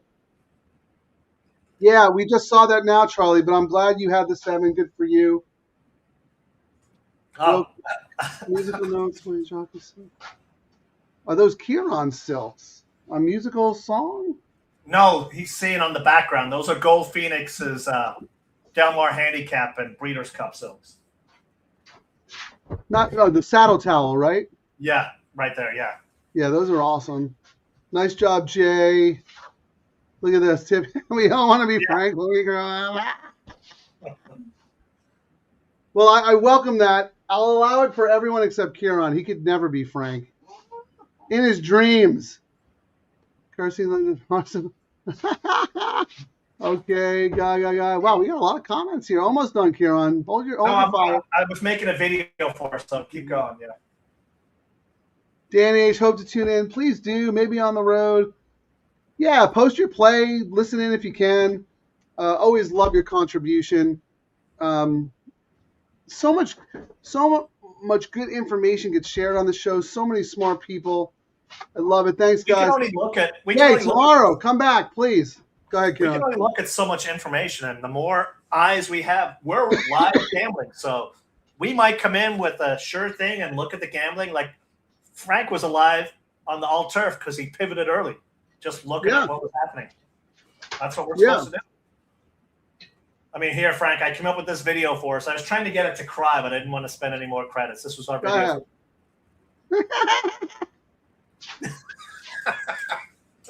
No money left in our wallet.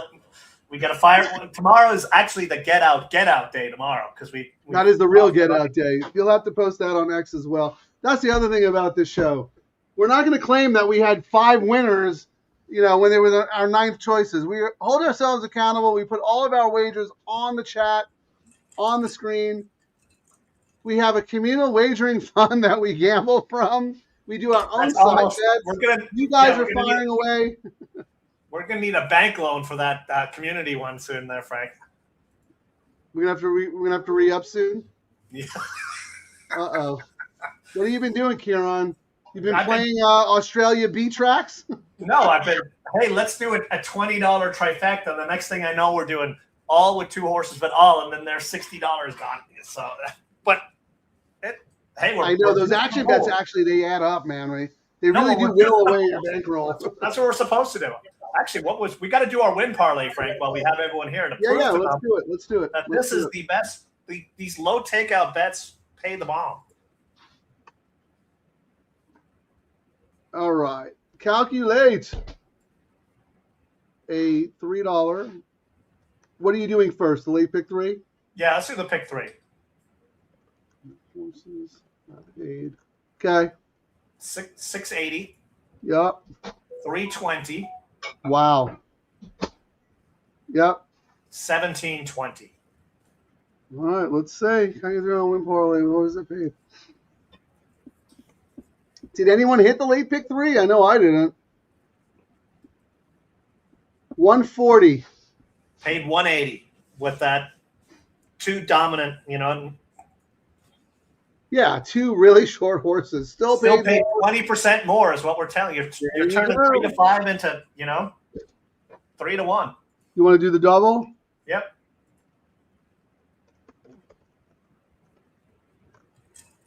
Uh, 320 and 1720? Correct. Excuse me. 68.80. 87.50. It actually paid more than it usually does. It paid 25%, 20% more. Yeah, you would think it maybe like $10 more, but that's pretty significant when you consider a $3.20 horse who couldn't lose won the first leg. Okay, so let's do a $3. The all turf now, right? Yep. Let me find that. All right, you ready? Race 5. Yeah. 580. Okay. 680. And 1720? And 1720. Yeah, I know he said it was five something. 555. Yep.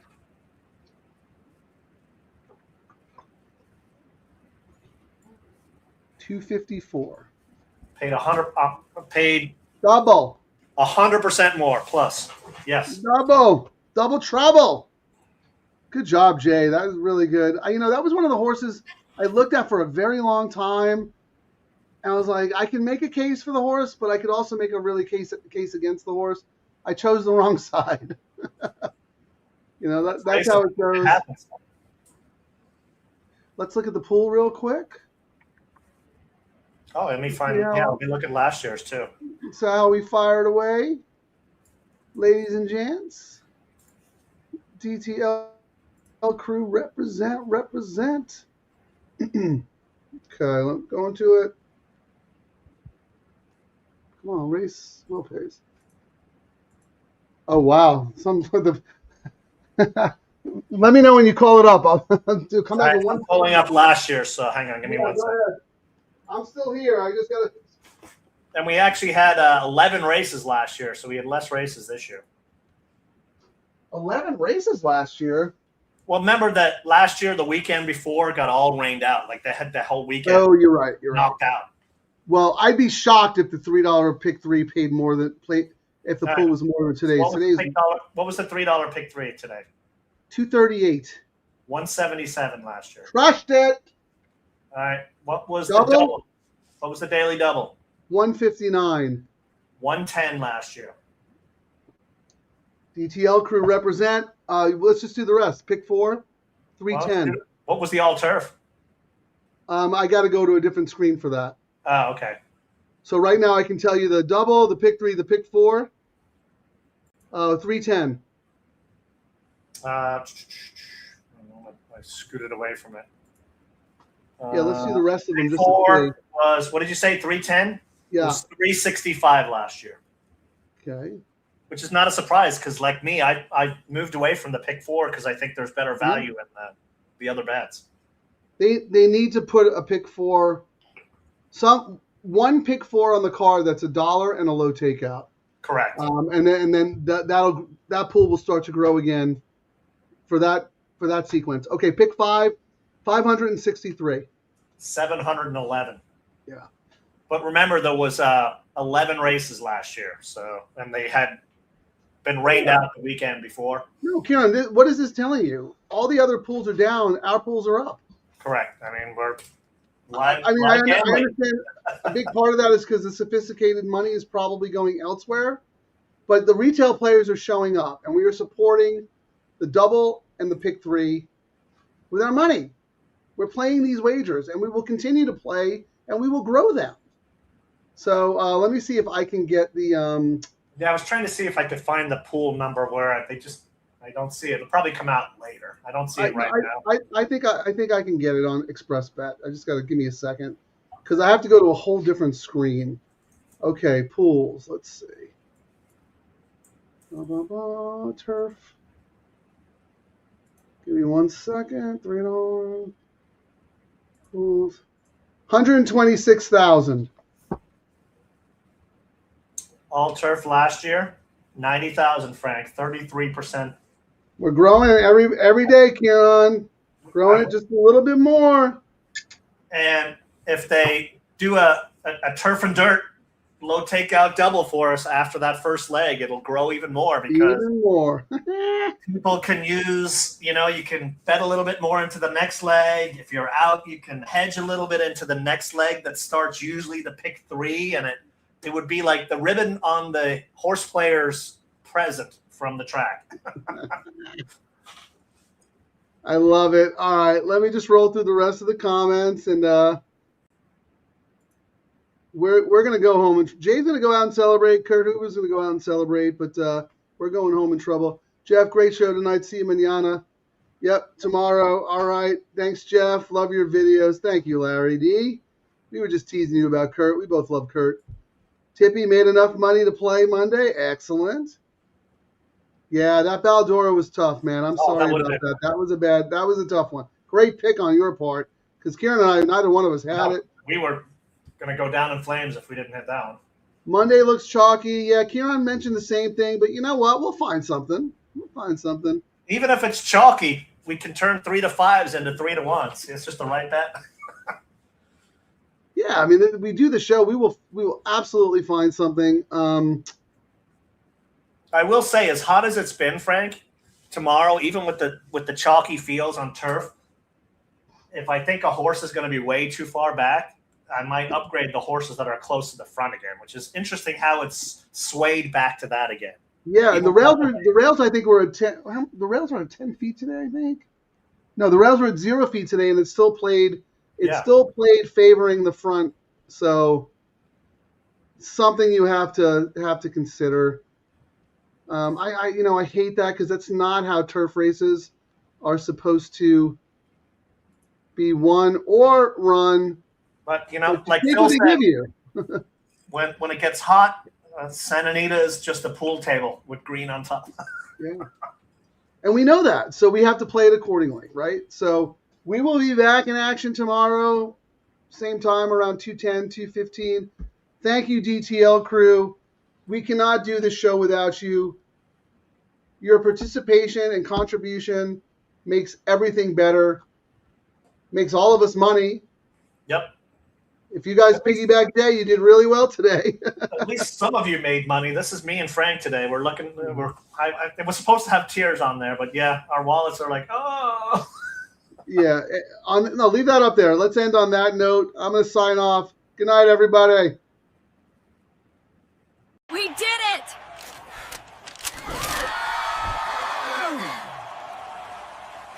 Unbelievable.